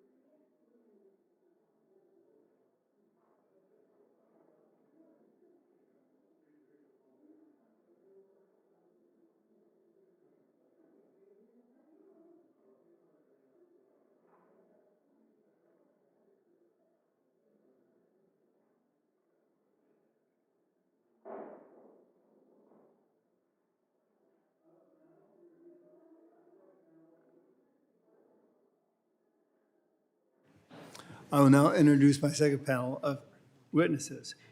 First, we have Mr. Ethan Tyler, Senior Director, Public Policy and Lands, Aleut Corporation, Anchorage, Alaska. Mr. Dutch Kuiper, Vice President, Lands and Development, Cook Inlet Region, Inc., Anchorage, Alaska. Mr. Philip Wright, Associate Professor of History and Arctic and Northern Studies, University of Alaska, Fairbanks, Alaska. And Mr. Clarence Clark, owner, Southeast Alaska Resources, Ketchikan, Alaska. I'll remind you that you're limited to 5 minutes on our way we go. Turn on your mic. You'll see green light, and then when it says yellow, start turning it up, closing it down, and when it's red, stop. Remember, your whole testimony will be put as part of the record. I'll now recognize Mr. Kuiper, Mr. Tyler for his 5 minutes, sorry. Chairman Gosar, Ranking Member Dexter, and members of the subcommittee, thank you for the opportunity to testify today. I serve as the Senior Director of Public Policy and Lands for the Aleut Corporation, or Aleut, one of the 12 Alaska Native regional corporations created under the Alaska Native Claims Settlement Act, or ANCSA. ANCSA was historic, transferred more than 44 million acres and nearly $1 billion to Alaska Native people. Not as reservations, but as Native-owned corporations. That structure gives us a dual mission: to provide for the health, education, and welfare of the Aleut people, while also creating economic opportunity for our shareholders and their descendants. It means that we are stewards of traditions passed down through generations, and also of modern enterprises that provide jobs, dividends, and community investment. Balancing these responsibilities is at the core of who we are, honoring where we come from while building a strong future for the next generation. Simply put, Aleut's mission is to maximize opportunities and dividends for our shareholders. Aleut and our sister Native corporations are unique. We are landowners, but also economic drivers. Revenues from business operations fund dividends, scholarships, cultural programs, and support our Alaska Native shareholders. And we approach development with balance. Business opportunities and projects must create opportunity, but also reflect our responsibility to shareholders, communities, and future generations. Alaska's resources are vital, not only to our state, but to the nation. Oil, gas, critical minerals, fisheries, and renewable energy all lie within our lands. Development here directly strengthens U.S. energy independence, clean energy technologies, and national defense. The Aleutian Islands highlight that dual role of community and national security. The region is remote with limited infrastructure, but it contains two strategic assets: Cold Bay's all-weather runway and ADAC's deepwater port and airfield. ADAC once served as a vital base during World War II and the Cold War. With the growing tensions in the Pacific and Arctic, it is again emerging as a frontline outpost. Aleut owns significant land and facilities there, and we stand ready to partner with the Department of War to ensure ADAC supports both national security and local development. On the resources side, Aleut is partnering with industry leaders to responsibly advance mineral exploration on our lands in our region. On Unga Island, Heliostar is uncovering high-grade gold deposits with real potential to bring new jobs and investment into the Sandpoint community. North of Sandpoint, Copper Bay Resources is exploring a significant copper deposit that could support both regional economies and national security needs. While both projects are still in the exploration phase, they demonstrate how Alaska Native corporations can responsibly develop resources in a way that reflects local knowledge, environmental accountability, and direct benefits to our Alaska Native shareholders. At the same time, our communities face urgent needs. In King Cove, residents live without safe, reliable access to Cold Bay's all-weather airport. For decades, they have sought a simple land swap and road connection. Aleut strongly supports the land exchange to finally make this road a reality. We are eager to see this administration continue the momentum and see this historic land exchange that finally enables the King Cove Road. Finally, I must note that regulatory delays are among our greatest challenges. We fully support strong environmental safeguards, but current permitting is often duplicative, sequential, and disconnected from the realities of rural Alaska. These delays discourage investment, cost jobs, and sometimes stall critical projects altogether. What we need is balance, processes that protect the environment while also respecting local knowledge and community needs. In closing, Alaska Native corporations like Aleut are uniquely positioned to responsibly unlock Alaska's resource potential. Our work benefits our shareholders, supports U.S. energy and mineral security, and strengthens our nation's defense. We ask for your partnership to modernize permitting, advance infrastructure, and support projects like the King Cove Road so that our communities are not left behind and our resources can serve all Americans. Thank you. I look forward to your questions. I thank the gentleman. Now I recognize Mr. Kuiper, did I say it right? For his 5 minutes. Thank you, Chairman Gosar and Ranking Member Dexter, for inviting me to participate in the hearing today. I appreciate the opportunity to provide testimony on unleashing Alaska's extraordinary resource potential. My name is Dutch Kuiper. I'm the Vice President of Lands and Real Estate for Cook Inlet Region, Inc., an Alaska Native corporation. I bring over 30 years of experience in investment management, real estate development, land economics, land stewardship, and natural resources, including renewable energy, agriculture, and timber operations. Like other Alaska Native corporations, CIRI was created by the passage of the Alaska Native Claims Settlement Act, or ANCSA, in 1971. Alaska Native people did not want a reservation system like tribes in the lower 48. Instead, Alaska Native leadership fought for a different model that created 12 land-based regional corporations and over 220 village corporations that are for-profit companies with economic, social, and cultural purpose. Today, CIRI is the most culturally diverse Alaska Native corporations with nearly 10,000 shareholders and an estimated 18,000 descendants representing every Alaska Native ethnicity in our state. Many of our shareholders reside in your home states and are your constituents, given that over 40% of our shareholders live in the lower 48. Entrusted as stewards in perpetuity of some of the most resource-richest and ecologically valuable lands in Alaska, CIRI prioritizes striking a balance between sustainably developing our natural resources to improve economic opportunities for CIRI shareholders and descendants, and all Alaskans, while protecting the land for future generations.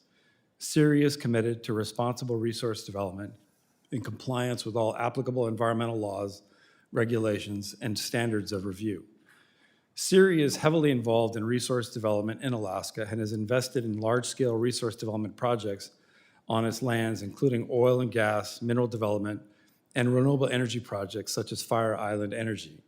This is a 17-megawatt wind project that has been operational since 2012 and has delivered energy to help power over 7,000 homes in South Central Alaska and is visible as you fly into Anchorage International Airport. CIRI's lands include rich deposits of copper, gold, and strategic minerals, including those critical to national defense and advanced manufacturing. We've continued to actively evaluate and develop these resources through responsible exploration and investment.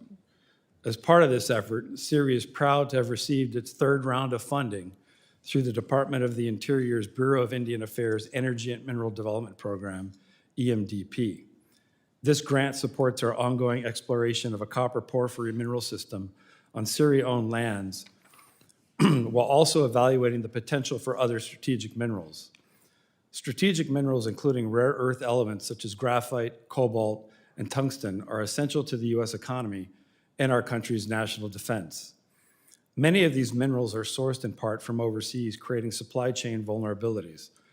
Alaska's geology holds promise for many of these resources, but exploration is complex, capital-intensive, and often located in remote regions with limited infrastructure. Programs like EMDP are essential to helping Alaska Native corporations and tribes responsibly assess and unlock that potential. We thank the Bureau of Indian Affairs for its continued support and urge Congress to maintain and expand funding for this vital program. CIRI's lands also hold large amounts of oil and gas resource, which CIRI has developed to help bring energy stability to Alaska. CIRI currently has 140,000 acres of lands under lease for active oil and gas development and plays a critical role in attracting independent oil and gas companies to develop new reserves on our lands. CIRI has seen firsthand the benefits the development of the resources can provide to our shareholders, our state, and the entire U.S. We hope to continue to work hand in hand with qualified partners, our permitting agencies, and lawmakers to continue to grow Alaska's potential and to responsibly develop its resources. Thank you. I thank the gentleman. I now recognize Mr. Wright for 5 minutes. Thank you, Chairman Gosar and Ranking Member Dexter, for the opportunity to testify today. Testifying to this committee has special meaning for me because my representative, Representative Begich, sits on this committee. I am an energy and environmental historian at the University of Alaska Fairbanks. I teach classes and conduct research on Alaska history and Alaska's energy policies. I do not speak on behalf of the University of Alaska, and I'm speaking today in my personal capacity as an Alaskan. There are 3 key points I'd like this committee to please consider. First, development isn't black or white. Alaskans care deeply about how our natural resources are developed. Number 2, it's essential that Alaskans receive a fair share for our resources. And number 3, Alaskans need energy choice and energy security. So to dive into these, first, Alaskans are pro-development and we are pro-environment. We do not accept any development at any cost. The question is, what kind of development, and how will this development enhance the well-being of Alaskans? We support sustainable development that delivers long-term value to Alaskans. Alaskan Republican Governor Jay Hammond offered a 3-part test for development projects. Do Alaskans want it? Does it pay its own way? Is it environmentally sound? In the 1950s and 1960s, federal officials, including New Deal Democrats, fought to build a giant dam on the Yukon River. It would have created a reservoir the size of Lake Erie and flooded 6 Athabascan villages. It would have also decimated the Yukon River's salmon populations. The late Representative Don Young actually started his political career opposing that dam because he was a school teacher in one of the villages that it would have flooded. So the upshot here is just because we can utilize a resource does not mean that it's wise to do so. Second, we must ensure that Alaskans receive a fair share for the development of our resources. This year marks the 70th anniversary of the Alaska Constitutional Convention on the campus of the University of Alaska. Perhaps the most respected speaker at the convention was Bob Bartlett, Alaska's sole territorial delegate to Congress. Bartlett focused his speech on what he viewed as the single most important question of Alaska's statehood: how the new state would manage its resources. Bartlett told the convention, quote, "The story of Alaska natural resources has too often been one of exploitation, with very little of the great wealth extracted going to pay for necessary government services and for the permanent development of a sound economy for the people," end quote. This is a challenge that Alaska continues to face today. Evidence demonstrates that Alaska is not getting a fair share of our resource wealth. Our schools are closing, our public workers are underpaid, and our families are leaving the state. Developments like Willow provide precious little long-term value to the state treasury.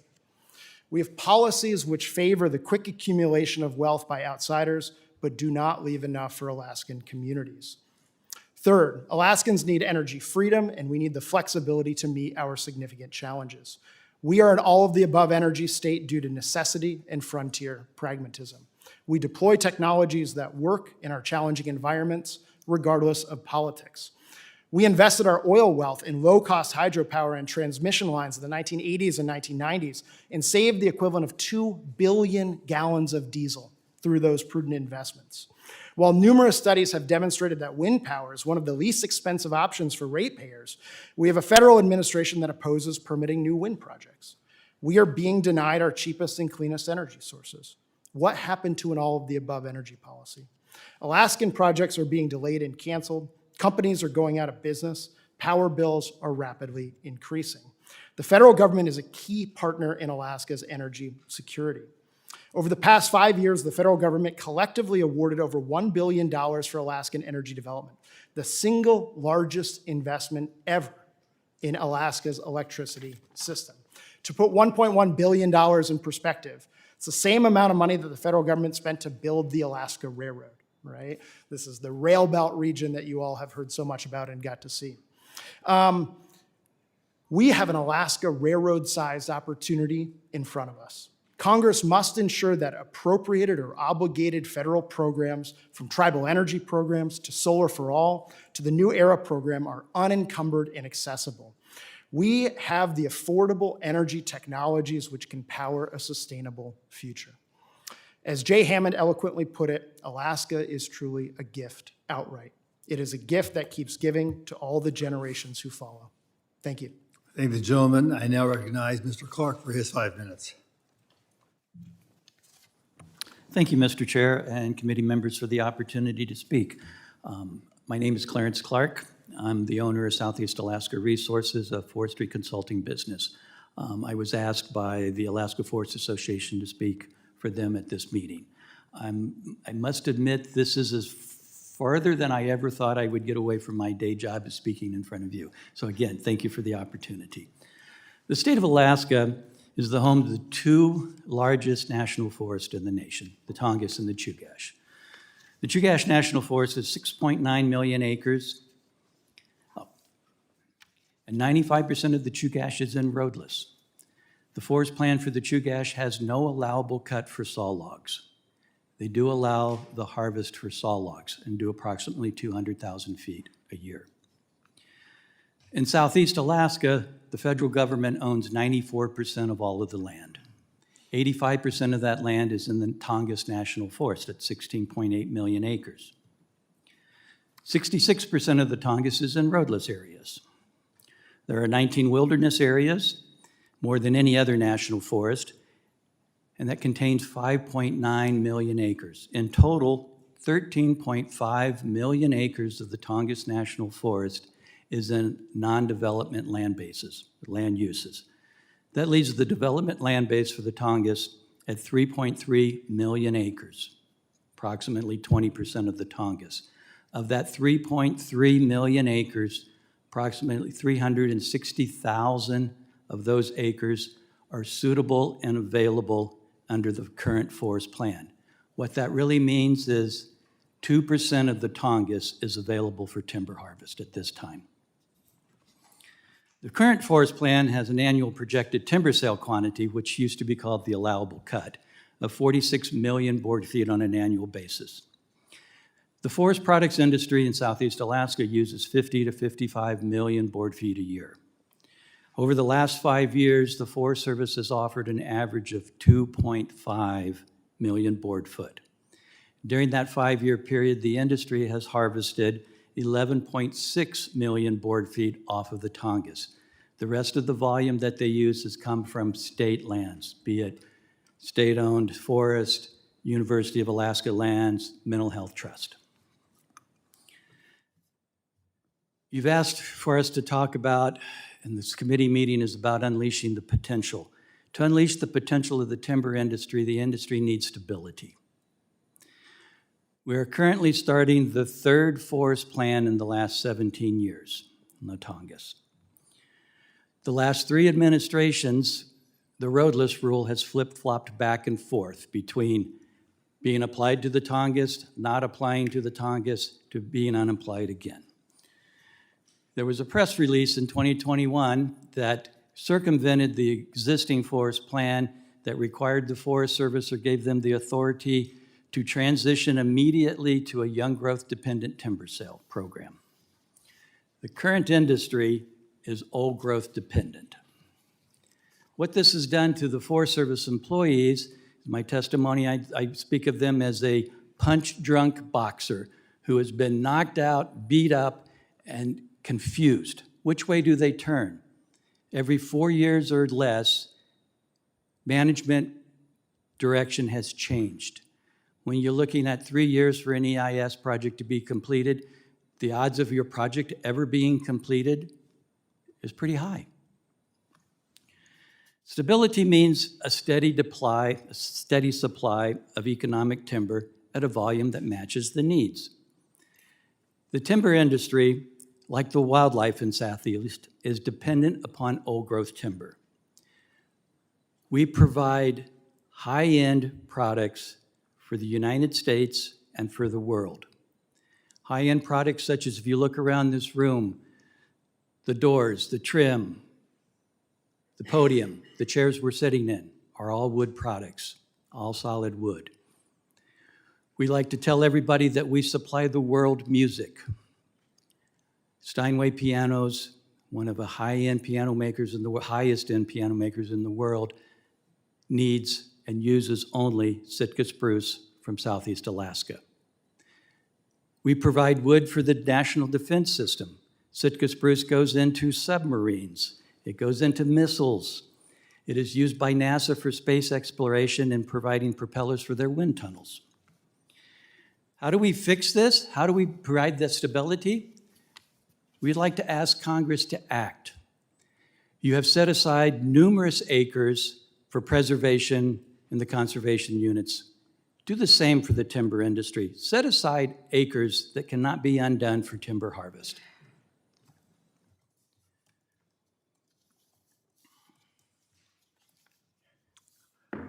I thank the gentleman Also, for his...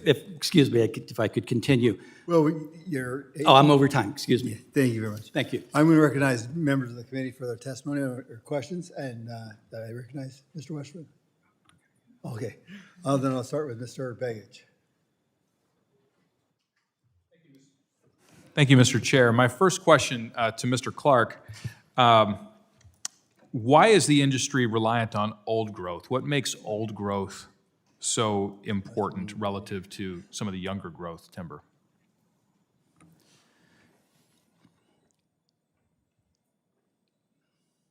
The businesses that deal and buy purchase timber from the industry in Southeast depend on that high growth, high value, high quality wood. We are not an industry that produces 2x4s. We're not a dimensional lumber spaghetti mill.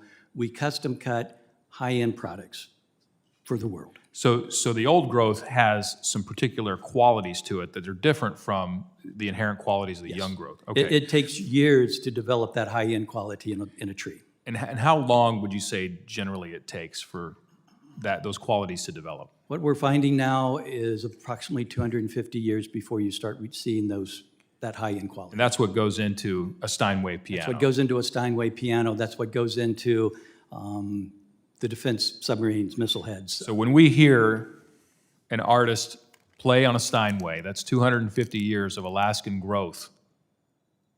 And we're reliant on that in order to continue to hear that quality music. Yes. Okay. Most of the acoustic guitars built in the U.S. are made with Sitka spruce as well. Thank you. Next question to Mr. Tyler. Mr. Tyler, the executive order and the recent budget reconciliation bill open much of Alaska for responsible development. What would Aleut like to see that has not yet been done?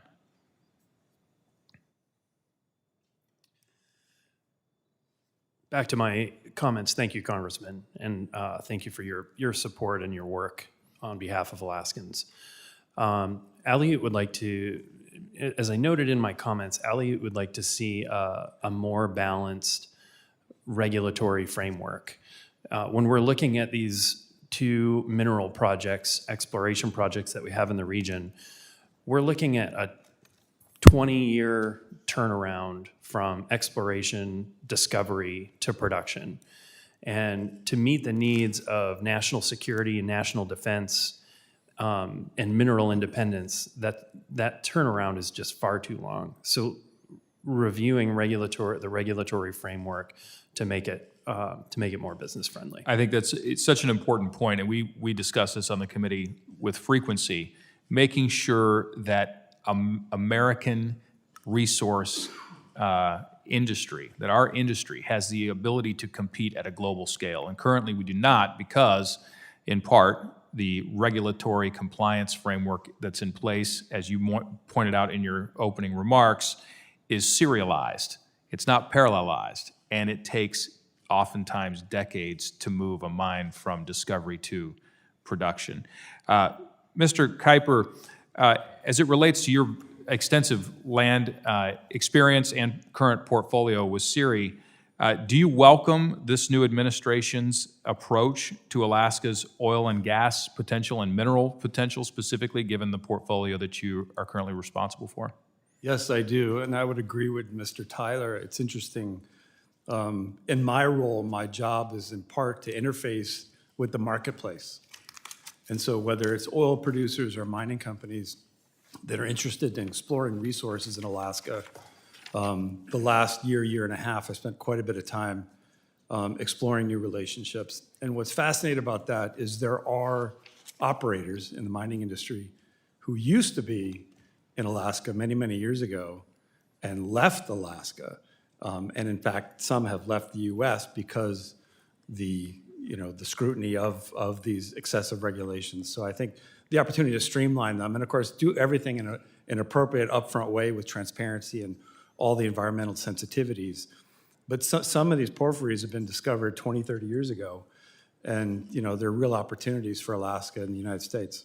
Thank you. And Mr. White, I couldn't agree more with your opening remark as it relates to the fact that Alaskans are pro-development and pro-environment. We are both. And I tell folks here, and anytime I get an opportunity, no one's going to care about Alaska more than an Alaskan will. And so I really appreciate that comment. The Permanent Fund has been a source of wealth for Alaskans, and it was genius in its construction. When you mention Governor Hammond, this construction was so important because we took a temporary resource and turned it into a permanent one for the benefit of the people of Alaska. As we think about how we embark on this next era of resource development, responsible development in Alaska, what do you think the university system can do to make sure that our workforce is prepared and that these jobs are going to Alaskans? Well, thank you very much, Representative Begich. Absolutely with the Permanent Fund and the big picture of the state, I mean, this is arguably the single most intelligent thing that we've done as a state. And I hope to continue to see that we grow that Permanent Fund because we now receive more revenue for state government from the Permanent Fund than we do from oil and gas, right? We're more of an endowment state than an oil and gas state right now. When it comes to the university, I do want to reiterate that I'm speaking on behalf of myself, but I feel so privileged to be amongst colleagues who are doing world-class research, whether it's at the Institute of Northern Engineering, figuring out how to engineer in Arctic environments, or whether it's my colleagues in the humanities. And so I do think there is extraordinary potential in Alaska, and we need a trained workforce to do that. And there are so many ways to go about doing that. I just feel privileged to work with those folks. Thank you. And with that, I'm out of time, and I yield back. Thank the gentleman. The gentleman from Montana, Mr. Adele, is recognized. Thank you, Mr. Chair, and thank you for the panelists for participating. Alaska is blessed with world-class energy, mineral, timber resources, as is my home state of Montana. And both states face the same challenge: abundant resources held back by Washington red tape. Previous administrations chose preservation over production, costing us jobs, energy independence, and economic growth. President Trump's executive orders and Congress's work to roll back harmful regulations are turning the tide. And the repeal of restrictive roadless rules alone opens the door for new timber jobs and stronger supply chains. With expedited permitting and responsible development, Alaska and Montana alike can help secure America's resource needs, create jobs across the country, and reduce dependence on foreign adversaries. For my questions, I'm going to start with Mr. Tyler. How do reforms like the roadless rule repeal open up new opportunities for Alaska Native corporations and shareholders to benefit from resource development while maintaining conservation? Thank you, Congressman. I don't think I'm the person to speak to the roadless rule specifically. It's more of a southeast issue, though I can say that the King Cove Road is a top issue for the Aleut Corporation and the people in the Aleutian region. And with the help of Congressman Begich and this administration, we were working to see a land exchange through that provides for that King Cove Road. All right, thank you. And anybody else on the panel want to respond to that one, or we'll move on? Mr. Clark? If I could, I think there's been a lot of conversation this morning in regards to electricity and the cost of electricity. The roadless rule has been detrimental in the ability for communities in northern southeast to develop reasonably cost electricity. There are 6 communities in northern southeast that the electrical associations, companies that provide them power, have FERCA permits for hydro projects.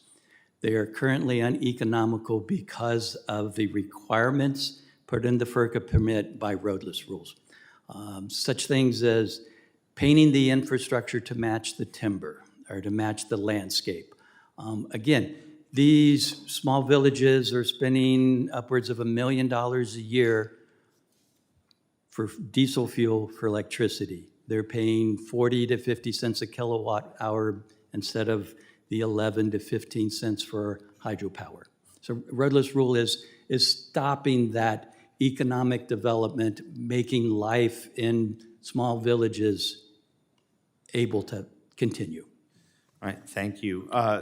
Mr. Kuiper, just curious if you have anything to add as the leader of the Cook Inlet region, how this repeal may improve the ability to responsibly develop resources and provide long-term economic benefits for the region. Any further comments on there? I'm sorry, could you repeat the question? I'm deaf in my left ear. Oh, I'm sorry. I was just going to say, as the leader of the Cook Inlet region, how does the repeal of the roadless rule improve the ability to responsibly develop resources and provide long-term economic benefits for the region? I think that's probably more relevant to Western Alaska than South Central. Okay, well, then I'm just going to move on, and I'll open this up to the panel. So looking ahead to any of you, what more should Congress do to ensure that our nation's abundant resources are developed responsibly to strengthen U.S. energy independence, national security, and economic prosperity? I'll start with Mr. Wright. We haven't heard from you yet. Thank you for the question, Congressman. I would reiterate what I said in my opening comments, right? Alaska has been given a golden opportunity, right? An Alaska railroad-sized opportunity to develop our renewable resources, and many of those funds, unfortunately, are encumbered right now. And our people need access to those funds to develop the crucially needed energy, not simply to export from Alaska, but to use in our local environments. All right, thank you. Any last seconds? Anybody else want to comment on that, Mr. Tyler? Yes, sir. Thank you. I didn't specifically mention this in my comments, but I alluded to it, and I'll say it explicitly here, and that's that local voices matter.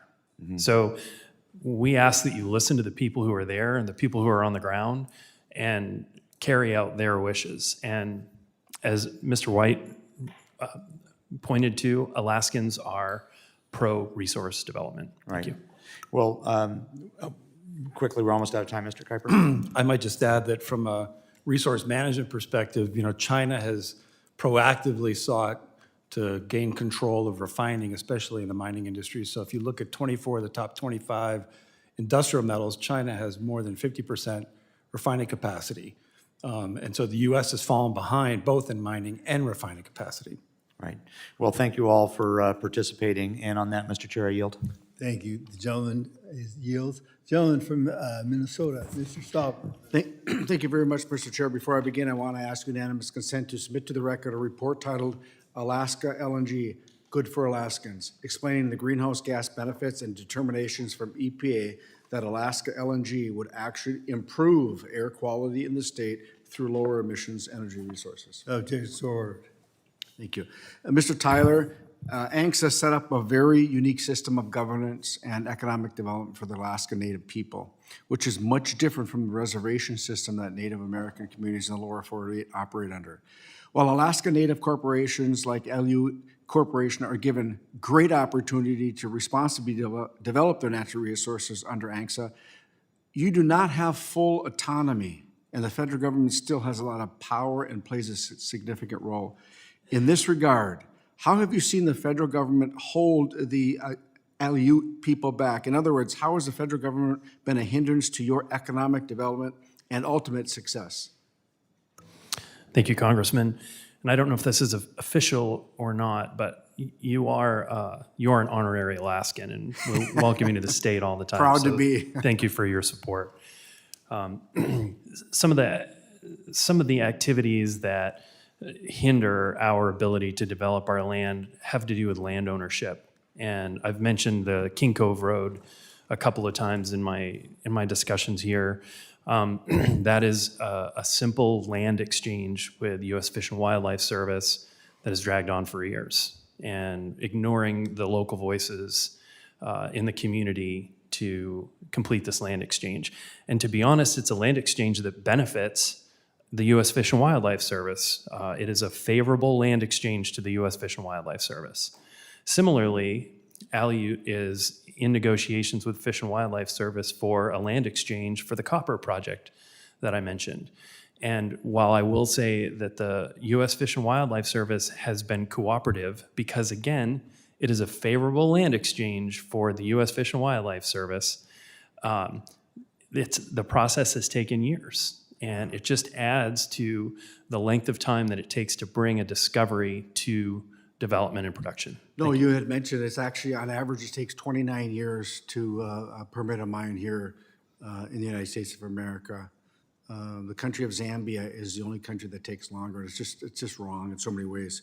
Also, in your testimony, you mentioned some of the potential mining projects that the Aleut Corporation is partnering on to explore and potentially develop, including the gold deposits found on Unga Island and the copper deposits north of Sand Point. Can you speak to what these opportunities mean? Yeah, absolutely. So Unga Island and the prospect that's just north of Sandpoint, all very close to the Sandpoint community. Sandpoint community is supportive of these mining projects, despite the fact that that is a fishing community. The people in Sandpoint welcome the economic opportunity and the opportunity to have well-paying jobs in the region and in the community, allowing them to stay in their home as opposed to having to leave because they don't have the economic opportunity that's there. So it's safe to say the people support responsible mining and want to see their resources responsibly mined and developed. That's correct, sir. If it's not mined or it's not grown, it doesn't exist. Mr. Clark, responsible timber harvesting is one of the backbone industries for the district that I represent in northern Minnesota. So I really appreciate your commitment to and support of responsible timber harvesting. Timber harvesting is an important tool for sustainable forest and landscape management, along with protection of our environment. I always like to remind folks one of the best ways to sequester carbon from our atmosphere is to manufacture an enduring wood product. Expanding on your testimony, how will the policy changes the Trump administration making, like the rescissions of the roadless rule, led to a healthier, more sustainable forest?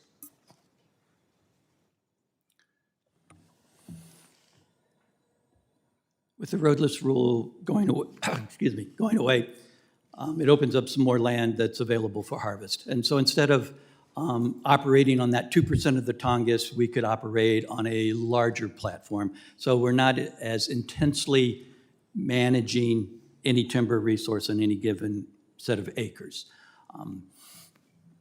It provides us the opportunity to, I should say the state of Alaska is working with a shared stewardship agreement with the Forest Service, which provides a partnership between the state and the Forest Service where they can help each other manage timber sales. So the state has very little land in Southeast. Being able to connect their lands with Forest Service lands and to offer combined timber sales will make a huge difference to the industry.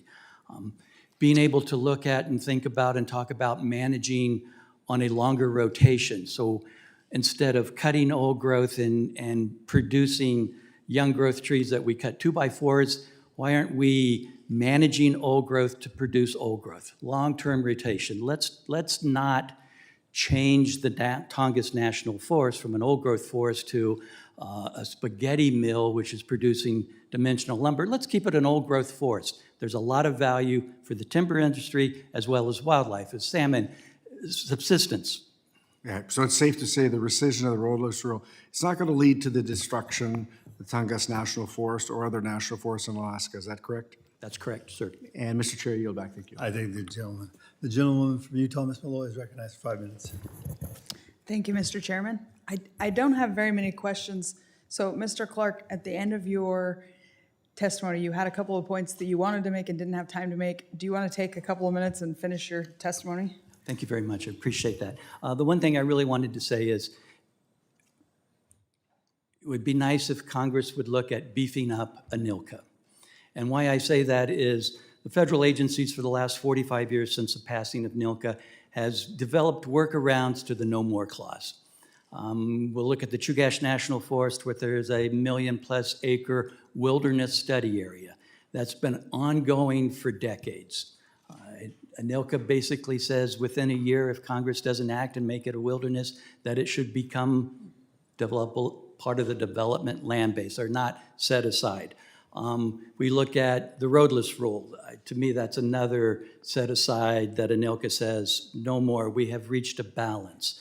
When we look at the non-development lands in the Tongass National Forest, again, those are workarounds. They're not part of the conservation unit system, but they are set-asides that prevent the use of those resources. So again, being able to say, no more federal agencies, Congress has acted, this is what we want, we think we've reached a balance, manage the federal lands accordingly. Thank you. So as I've been sitting here listening to you all testify, I'm struck by a couple of things. You know, if we're only utilizing 2% of the Tongass National Forest, and we're falling behind China when it comes to being able to process resources. And I just went to Alaska in August. It was my first trip there. And Alaska is a resource-rich state. And you're all saying that Alaskans are pro-production. It feels like we're standing knee-deep in a river and dying of thirst up there, where we've got resources, but we're just not developing them. And so this is a question for the whole panel. You know, as we're working to make sure we're protecting and restoring multiple use principles on our federal lands, and we have jurisdiction over natural resources for the federal government, what specific regulatory reforms would you like to see that would benefit Alaska and the nation by allowing us to use our natural resources? And if you're all right with it, I'll just start with Mr. Tyler and work my way back to Mr. Clark. I would just echo my comments on streamlining the regulatory process to shorten the distance between discovery and production. I'll give you a hallelujah and an amen on that. Thank you, ma'am. Thank you for the question. I called out the BIA grant program in my testimony. And so I think there's the reform that's required on the regulatory side, but I also think there's the exploration and funding and the ability to attract partners. And I will tell you that the BIA funds that we've spent have produced the kind of field research that is sufficient to attract interest, which is real. So the marketplace benefits from actually having that early stage exploration work funded by BIA. So I appreciate that program very much. Thank you. Mr. White, quickly. Thank you for the question. Yeah, you know, I would really underscore something that my colleague said, which is about stability. And I think actually what we saw in the past 5 years with the passage of the Inflation Reduction Act was a coherent industrial policy, which sent very clear signals to the market, not just in terms of our supply chain, but also on the demand side, right? Getting American consumers to buy some of these technologies, Alaskan consumers to buy some of these technologies, that makes a real difference in our daily lives, right? I got a 30% tax credit for installing solar panels on my home because we pay close to 30 cents per kilowatt hour for electricity. So I would really encourage us to think about a coherent industrial policy that makes sure that we have both the supply side and the demand side of the equation. Thank you. All right, Mr. Clark, you might run out of time again. I've only got 30 seconds. I'll try to be quick this time. Having Congress act, pass laws, multiple use sustained yield, National Forest Management Act, Tongass Timber Reform Acts, they have stood the test of time. let's move away from executive orders, memorandums, press releases, items that can be changed quickly in 4 years or less. We need stability, and laws, I think, provide us that stability. All right, thank you. You did that in less than 30 seconds. Mr. Chair, I Thank yield you, back. gentlelady, and now recognize the ranking member, Ms. Dexter, for her 5 minutes.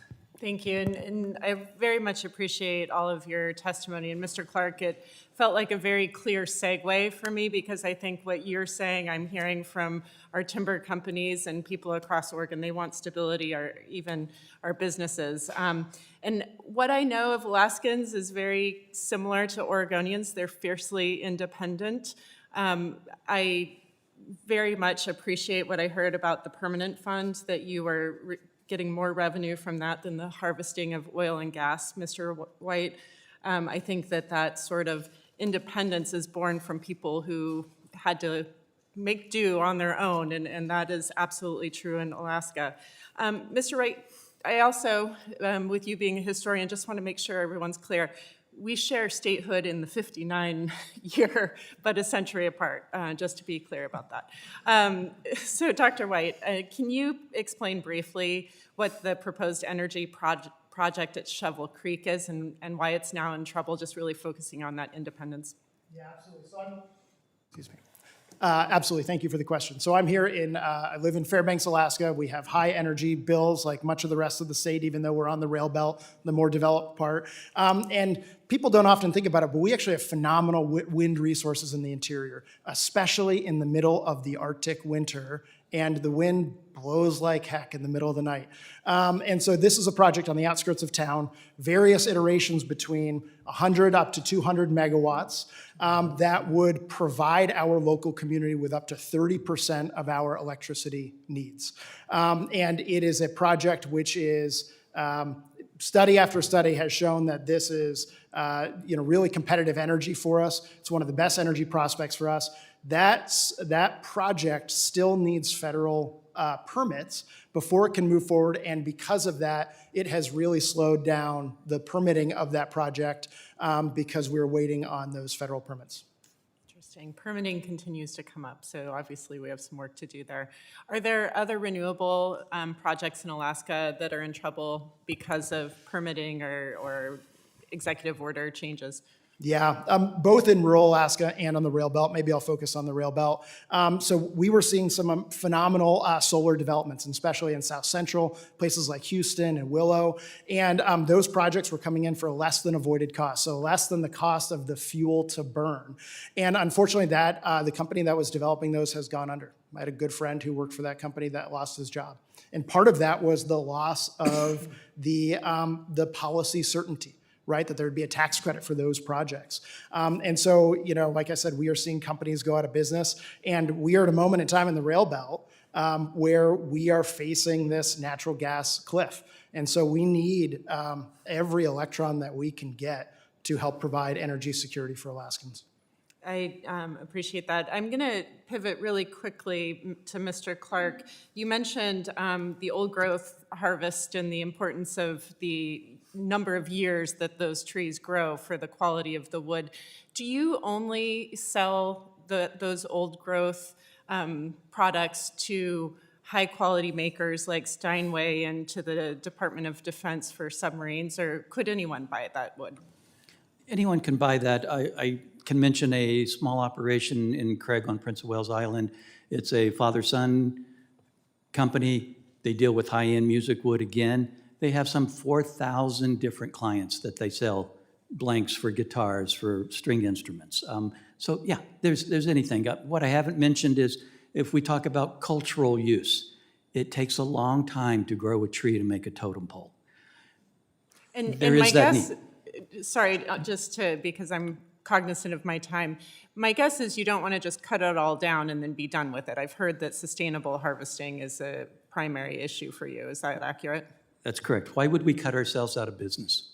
I appreciate that. I want to now pivot to Mr. White. Do you have examples of where old growth harvesting has led to poor use? I understand there was mulching happening in Japan, perhaps, with old growth wood.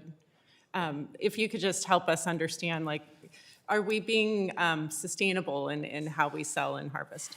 Yeah, so I'll start by saying that I'm not an expert on the topic, and I'm happy to provide a follow-up for the record. But historically, a lot of the timber operations from Southeast Alaska, we had large pulping operations that were happening. The Japanese had a large plant, and so I would think it is fair to say that historically the wood has not been used as prudently as perhaps it is being used today.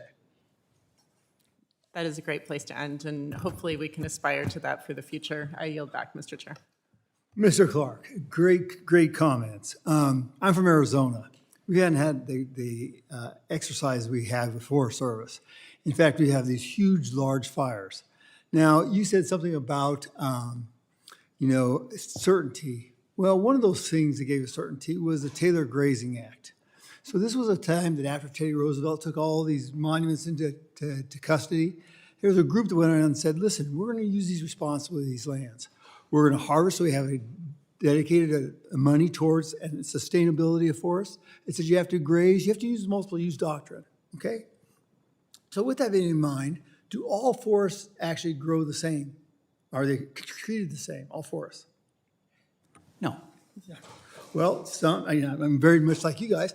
We have big trees. I have them in my yard. They're over 250 years old, but they're not worth much. They can use, CDX and ionized lumber and stuff like that. But we can't. I worked with the Forest Service and I worked with a Democrat.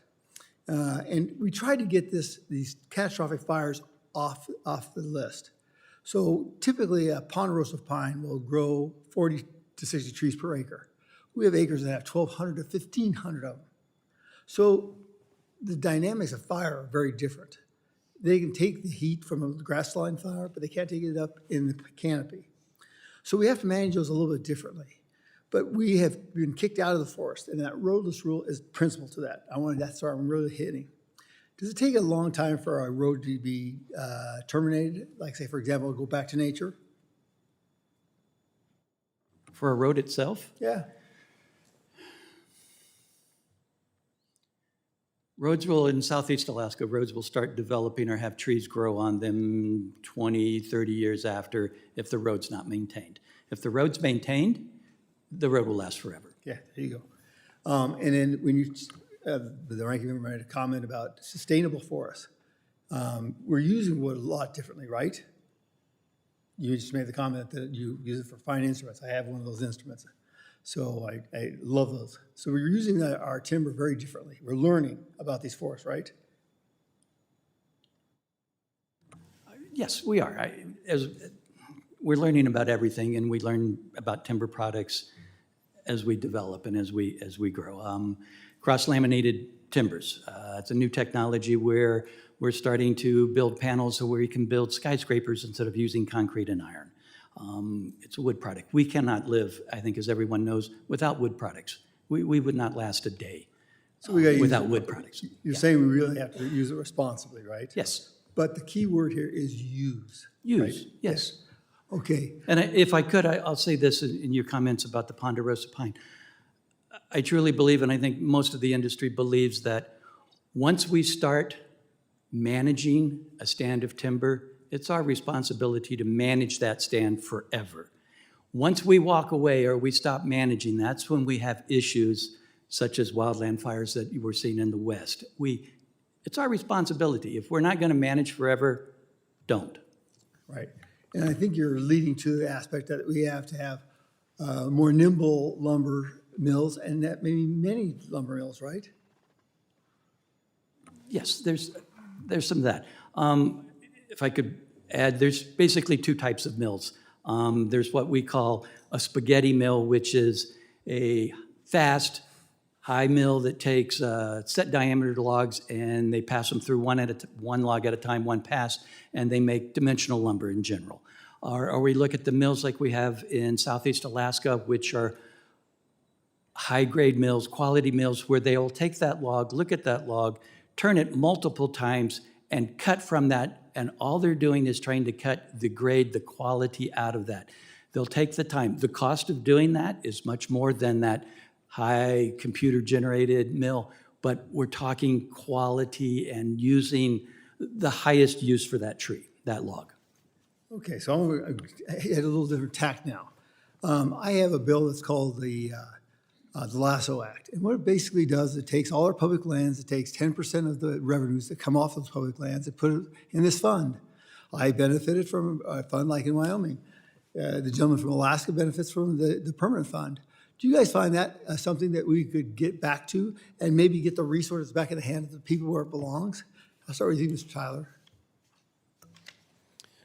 I think that there's an avenue for that. I think the Alaska Permanent Fund shows the success of that. Yeah, how about you, Mr. Kyler? Well, I had the benefit of visiting Norway 3 weeks ago and learned a lot about their equivalent to their permanent fund, as you may know, which is over $1 trillion with a population of 6 million. So it works. How about you? Yeah, I think the example of the Alaska Permanent Fund is a great one, and that was specifically thinking about non-renewable resources because we wanted to turn those into renewable resources with the permanent fund. So it'd be interesting to consider how it would work for a more renewable resource like timber. But I think Norway is exactly the model that we should aspire to. You know, they have not pumped that much more oil than we have, but their sovereign wealth fund is something like 20 times the size. So there are a lot of important lessons to learn there. How about you, Mr. Clark? I'll agree with the three other speakers. I'll also say, truly believe in good neighbor authority and stewardship contracting that the Forest Service uses because that money generated stays on that forest to do work on that forest instead of coming back to DC to go into the federal coffers. I'm going to take one little more liberty. I'm going to ask you, what was the question you most wanted to be asked? It wasn't asked, and what's its answer? Okay, we'll start with you, Mr. Tyler.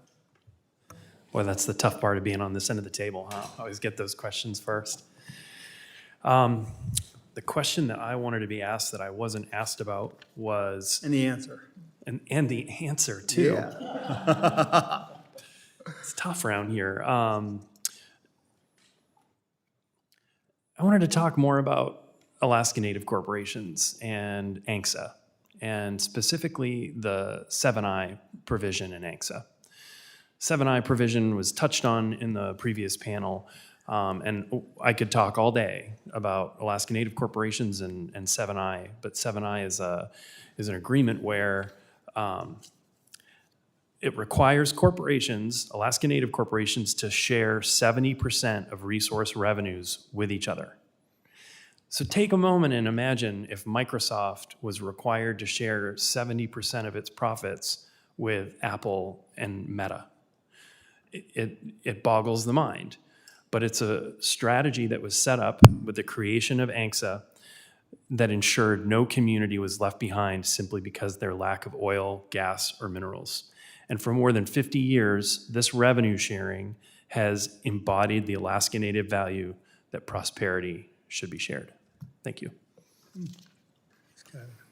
I agree with that, actually. I would say the phenomenon of the ANCs is fascinating for somebody like me. I was actually born and raised in Hawaii, and as you may know, the experience of the Hawaiians is very different than the experience of the Alaskans.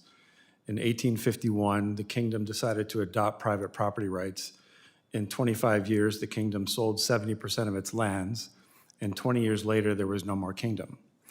And so what I think is very interesting about the Alaskans having their home and their land together and to help culturally preserve what is important to them, their values, but the responsibility to the community to actually give back as part of this, the phenomenon of the 7I, 7J. And if you look at the SERI example, SERI's distributed over $1 billion to its shareholders and descendants since its birth.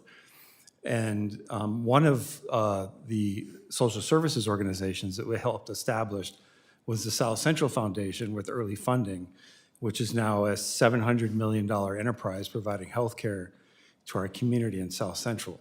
So it's amazing the impact that can be had with the compounding of distributions and support to the community to create enterprises like a healthcare provider with recurring revenue to provide healthcare to our citizens. Thank you for the question, Mr. Chairman. The question that I would love to be asked is about the benefit of clean electrification for local Alaskans, right? For our daily lives. We often think, Alaska is different in many ways. But we also now have technologies for the first time that can make an incredible difference in our quality of life, right? So, at a high level, when we think about this, this has to do with heating, it has to do with transportation. I drive an electric vehicle in Fairbanks, Alaska at -40. It is the most reliable, phenomenal vehicle you could ask for.